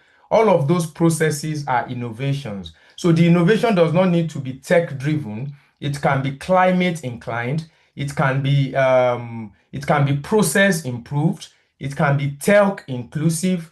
It can be anything. So it doesn't need to be basically tech. So global talent and the likes has, for global talent visa, for example, they have different elements, which they have the tech passion of it. The tech part of it has to be tech, but for global, for innovator founder, it doesn't have to be tech inclined. However, an inclusion of tech into your process also enhance your innovativeness. Take for example, you are a tailor, you want to start sewing clothes, and you said you want to introduce AI measuring approach into it. That's why sometimes we tell people that you need to have people to innovate with you, brainstorm with you, think with you. Then they can now begin to talk to you about the innovativeness of your idea. But I would say it categorically from my own point of view that it doesn't have to be tech inclined. It can be in any areas. You can begin to say that you want to do food recycling, or you want to reduce food wastages in the UK, and you want to put in another approach to those food wastages without any element of tech. As far as nobody is doing it, or those that are doing it are not doing it well, then you can become an innovator around that. I don't know if I answer your question. Thank you, Tope. You really answered my question. I have so many other questions I want to ask, but that's quite personal. I don't know if I can reach out to you or to any of the speakers. Please, nobody should air me. Please. I really want to speak to someone. Feel free to reach out to me, but I may likely send you my WhatsApp, because in case I don't respond promptly on Instagram, on Twitter. Okay, thank you so much. Thank you, Judith. Oh, that's fine, Jenny. Finally, your FinREMIT came up. Hi, Judith. Hi. Judith, please give me 30 seconds, please. Okay. Gigi, thank you very much for the accolade, but let me reintroduce myself again. I don't claim to know it all. In fact, I don't know anything. I'm just a plug. I just connect people. I don't know it all. I connect people. I network. My nose is everywhere. I network. I meet people. So because I meet people, I get to understand what they do. So if you come to me to ask me certain things, there's a high chance I know somebody that does. I don't know it all. Thank you. For more information, just look at my pinned tweet. Click on my profile and look at my pinned tweet. It summarizes what I do. Thank you. Thank you. Don't you have any questions? Yeah. Thank you, Diplog. Not much actually. I think Tope or Sharif actually said they are happy for us to probably have that community or something of sorts. If you are going to be able to facilitate that, so that maybe a link, if we need to probably put a link up or something so people can connect if they are interested in it. You understand what I mean? Yeah, I'm going to have to discuss with Sheriff and Tope later on that, and also the community, people in charge of the community, so we know how that can work. You understand? So, Ben.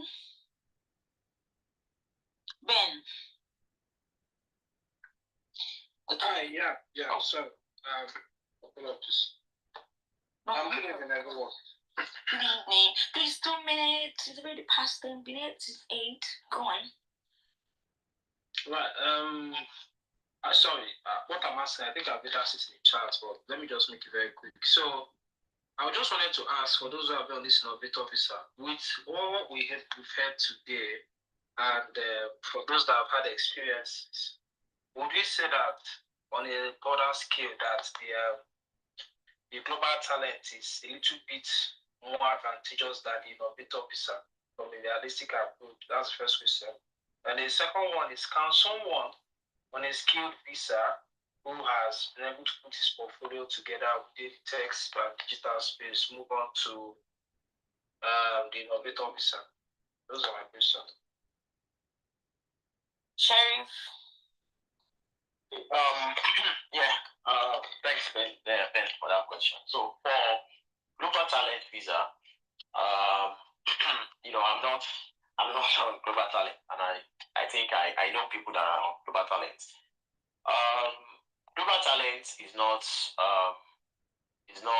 the requirement, right, for getting ILR is not that difficult, compared to the innovator founder visa. And global talent, you can work for anyone, right? You can work for any company, and you can also start your own business. So if I would say my honest opinion, I think global talent is a bit relaxed, right, compared to innovator founder visa. But yeah, at the end of the day, it depends on your purpose, depends on what you are trying to achieve, right? It depends on, because like I said earlier, this kind of visa is for anyone that is ready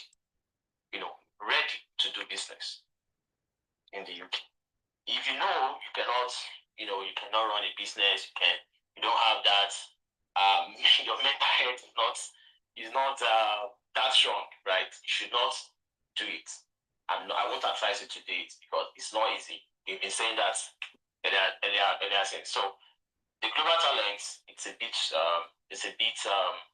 relaxed in terms of the higher requirements.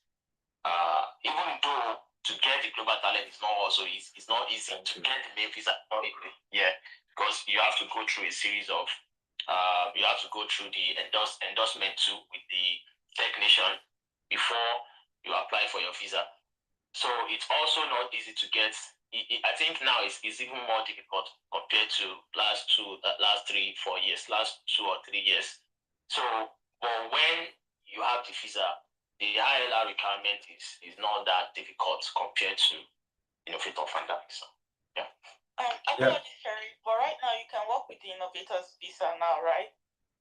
Yes. You can work with it. On paper, they said you can work with, but it's not advisable to work another job because your business, you must be working for your business full time.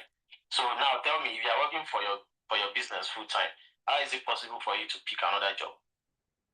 You'll be distracted, right? You'll be distracted to build your own business. So it's just better not for you to take any other job. Focus on your business. Focus building your business.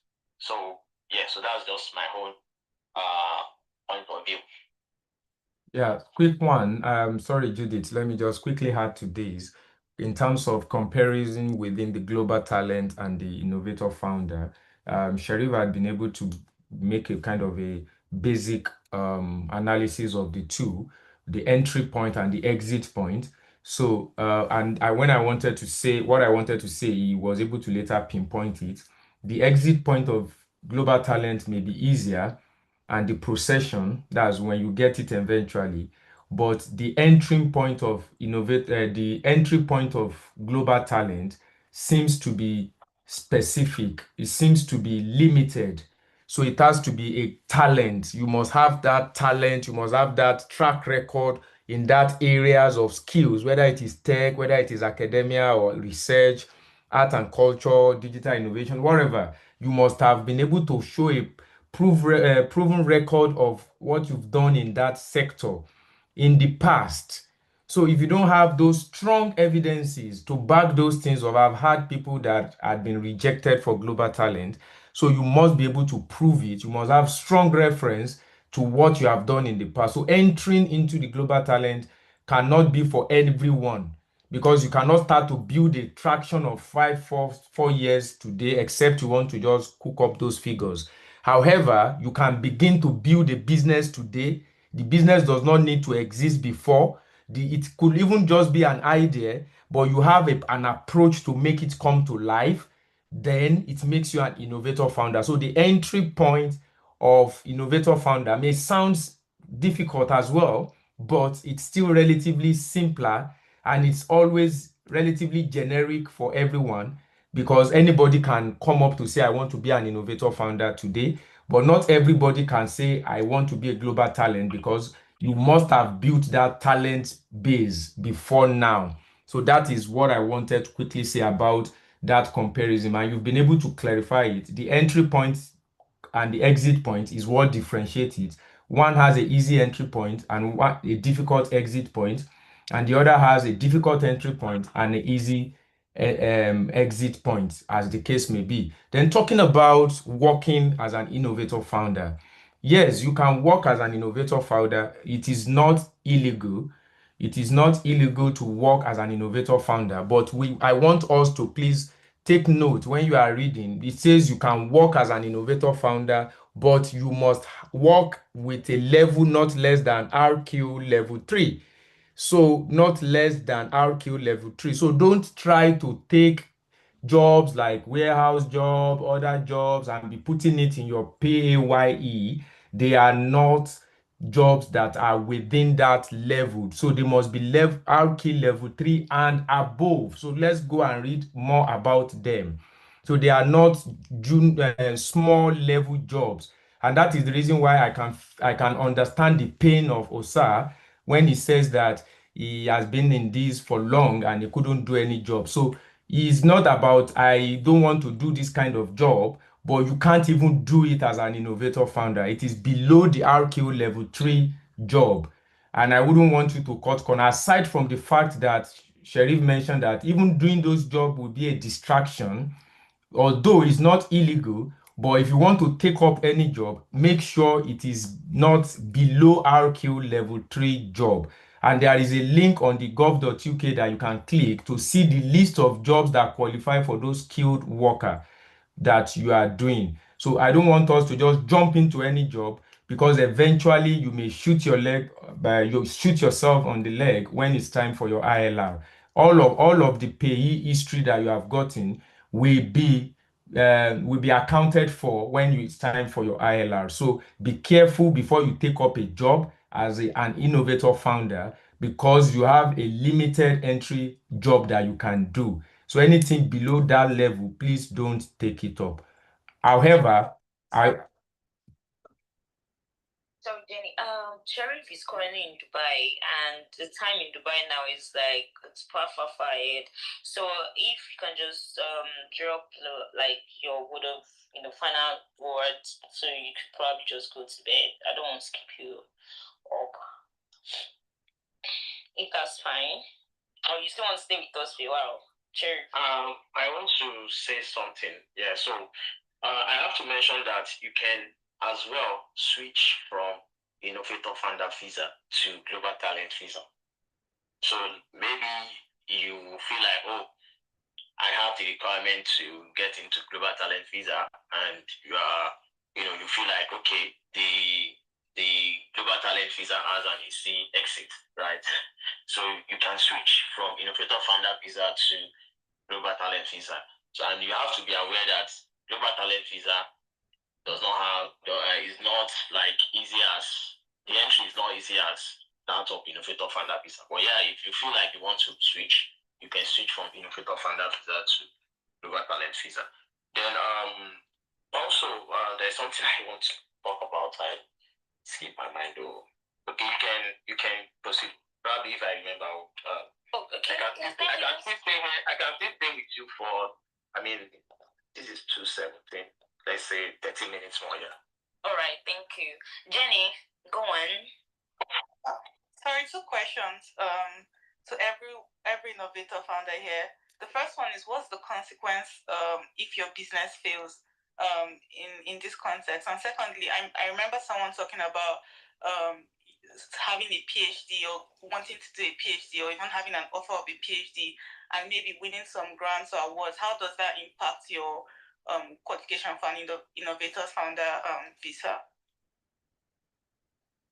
Or innovators visa, sorry. Yeah, Sherif, you want to come in or okay? So I will talk on the part of that business failing.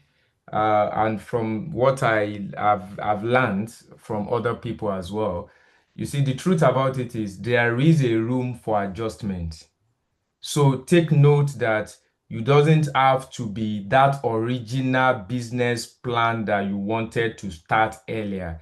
So you can modify your business model. You may want to start with a business to business, and later you saw that business to business is not working. You decided to turn it to business to customer, or you decided to even change your model entirely. All you need to do is just notify your endorsement body. So as you are progressing in the business and you see the reasons to change, when you feel like what I initially wanted to do is not what I felt it looks like, and I wanted to make a modification, it is allowed. It's something that you can do. However, you notify your endorsing body. But I think a simple answer to a failing business is we've already talked about the benchmark, what makes it successful, the paying customer, active business, and the likes and the likes. But if all of those things are not in place, then there are some evidences that either you are not doing the business or you are distracted with something else. And the risk is that at the end of a checkpoint, there is the possibility that the endorsement of such person may be withdrawn. So it's important that at a point when the risk of failing is obvious, you quickly either scale up to meet up to the expectation, or try to adjust to meet reality. Because sometimes business plan could look impressive but may not be realistic at times. So when you get into the market, you see something new that you needed to put into place. So if such is happening, you have that level of 3 years to adjust it. And that's why I love the checkpoint. And to me personally, I've been a business person, serial entrepreneur. I have a shea butter factory in Nigeria. I have a food factory in Nigeria as well. So I love entrepreneurship. So being an entrepreneur, I felt this kind of route, you need to have an accountability partner. So your endorsing body is your accountability partner. Nobody wants to move if you are not being pushed.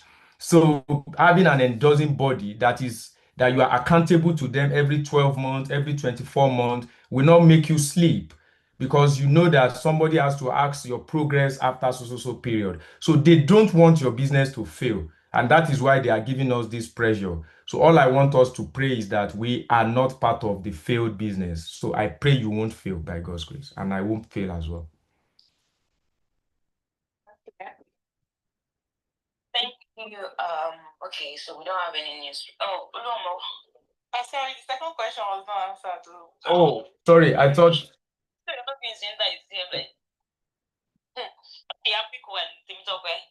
So, the second question again, sorry. Someone just mentioned about having a PhD kind of helped, or maybe grants or awards or something. How does that help the application or your stance if you're applying for this visa? Yeah, like I said, if you are doing anything academic and you felt you want to turn your academic, because every research in academic has a research problem, and every research problem has a business element of it. So one of the gap in academics is a lot of us are not being able to turn the research outcome into business. So if you have a grant for PhD and you've started your dissertation, the moment you felt like you want to migrate after your PhD or whatever to Innovator founder, and you felt like, oh, I needed this visa, you should begin to plan the business around whatever research findings you are getting from your PhD project. However, like I said earlier, when I did my development finance project, we were talking about the use of funding, what are remittances used for, and I noticed critically that 70% of remittances are used for household consumption, and that is a research outcome. That does not mean that people won't remit.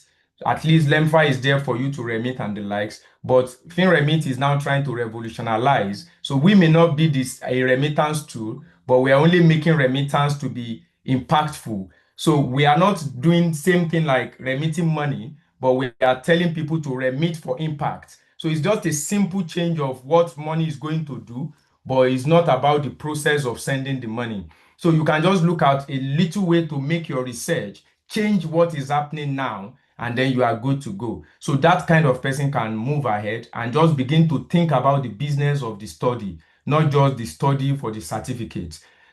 In addition, I think the Innovator founder itself gives you the opportunity to go to school as well.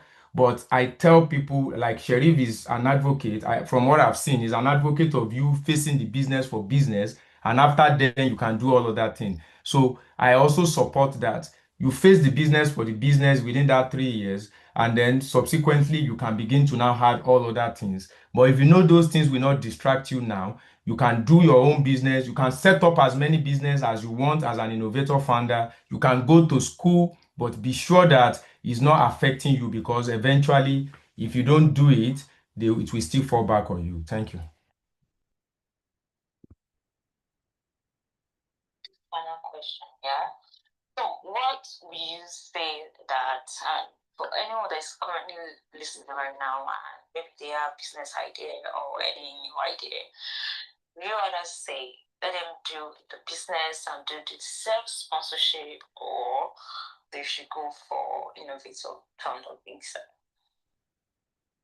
Yeah, Anybody go? I think from my own perspective, it's about the person. And I've said it severally that we should please avoid getting the I know most people are frustrated and they needed that visa for the sake of the visa. But from my own perspective, whether you are going for self-sponsorship or you are going for Innovator founder, you should try as much as possible to be sure that you are not, how do I put it? You are not doing it because of the visa alone, because all of them have their criteria, they have their requirements. Ensure that you are doing it because you meet the criteria and the conditions. So if you want to do, if you have a business idea and you want to do the self-sponsorship, read about it. There is the requirement for it. You need to be paying and a lot of mistakes. Some people made a lot of mistakes in this self-sponsorship as well. Sometimes even their business plan their approach, their applications already spelled that they are want to sponsor themselves. So there are a lot of mistakes that people do.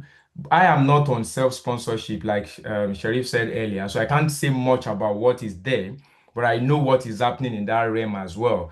But as far as Innovator founder is concerned, it's about what business you want to do and how you want to do it. But both routes, they are routes that the government has provided for us to explore, either as student or as skilled worker or as the case may be. So what I kept telling people is that make sure you do your homework.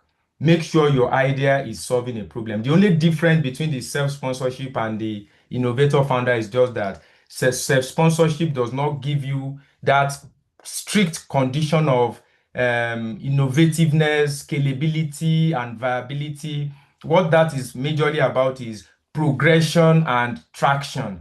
So they just want to see that you have a business that is progressing and has a traction, and then the business can fund the person that he wants to self-sponsor. And one thing people don't know is when you want to sponsor people to come and work in your business, and your business is not earning as much as it's needed to pay the salary of those people that you want to fund, they would definitely not give you the self-sponsor license. So try to read through and know the condition before you just jump into anyone. Have you really had a revenue base that can pay the salary of the person you want to sponsor? If no, then why going for self-sponsorship? It means that it is a failed ab initio. And then if it is Innovator founder, are you ready to come up with a business that has never been or is not being done the way you want to do it? If the answer is also no, then you can't go for the Innovator founder. So it's about the condition and your capacity. Thank you. Thank you. Olumo. Good evening, everybody. Thank you, Judith. 2 minutes. I want to talk about what's it called? On top of I think Mr. Top, I don't think you've done a good stuff about yourself today, because I don't think many Nigerians do what you do. There's a few Nigerians in the UK who does exactly what you do. we get you a cream. And I think you're the perfect example for Innovator Visa because you have to start out from the ground. So, for example, your cream where you do the manufacturing stuff, I mean, I've seen so many different events. I mean, evidence choke from Nigeria branch events to Nations events in Birmingham to Lagos, you're all over the place. So, for example, even the home office wants an evidence, you have what it takes. So, I'm just going to ask you, I have a mentee who definitely was interested in something similar to what you're doing. Is there any way you can sort of hold his hand, to help him out? Because I mean, he came to the UK through the education route. So he wants to be like you, manually pursuing and stuff. And by the way, I mean, every time I've seen you, you've always given me a lot of presents. So thank you very much for that. And everybody I've given your drink to, people love it. And by the way, I think people just understand that you're the CEO of Jimbo Ori. People should go on I don't know if it's possible to put your link on the Jumbotron so people can connect with you. Because listen, not many Nigerians in the UK does what you do. You stand out from the rest. You're very natural with your cream stuff and everything standard. So my own is just like, is it possible to help a member of a committee who's like one of my mentees who, I mean, he's tired of education, but obviously he wants to find a way. And I'm just thinking someone like you, your ideas and stuff, like, is it possible to just help him out at all? Thank you, sir. Yeah, no problem. If they should just let me know that it's from the NUK or from Oluomo, and I will try as much as I can. I may be a very busy person sometimes, but we can always find a way around it we grow by helping others. So definitely I will be happy to help. If you were on space, Big Bang already threw that out. He threw that out already, and we'll look into anyone that wants to talk to Tope or Sheriff or even Emperor. We would probably have a WhatsApp group. It's not just gonna be one person that'll be access to Tope alone. So that they can pull people up, anybody that's interested. But we communicate with the community later on that. So it's not just going to be one person. The space is for everybody to learn from Tope and every other person that is listening, that you are on this path and you're not, maybe you're shy to speak up or you don't want to speak, and then you know your audience and you want to help your fellow Nigerians or your fellow immigrant, please just send DM to NIK or myself. We'll work together to make sure that we put out this knowledge, out to people. So, I think we don't have any new speaker again. So I'll say Tope and SK and Sheriff, if you have any final notes or final words you'd like to share before we end the space. So I will now use my Okay. first. Okay, I'm happy to. Am I still on speaker? Okay, good, I am. So, yeah, I'm happy to.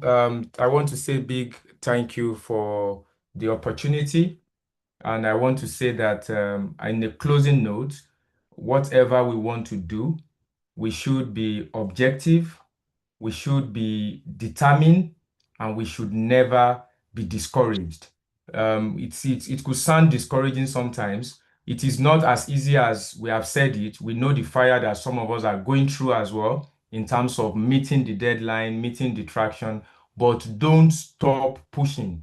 As long as you have entered into it, keep pushing on. Whichever route you eventually find yourself, whether it's innovator founder, whether it's global talent, whether it's self-sponsorship, the moment you find yourself in it there, just move on. And for some that are still struggling to find their feet, just continue to be prayerful, to continue to network, continue to attend sessions like this. That right word that we put in the right path will reach you soon. Thank you. Thank you. SK, the plug. All right, thank you very much for this session. I think one thing I just want to reiterate is that if you don't get Shoko, if you do business for UK, you need Tangbana Shoko. Like, you need to be resilient because the system will test you. To test you, but the good thing about the system is also built to give you support.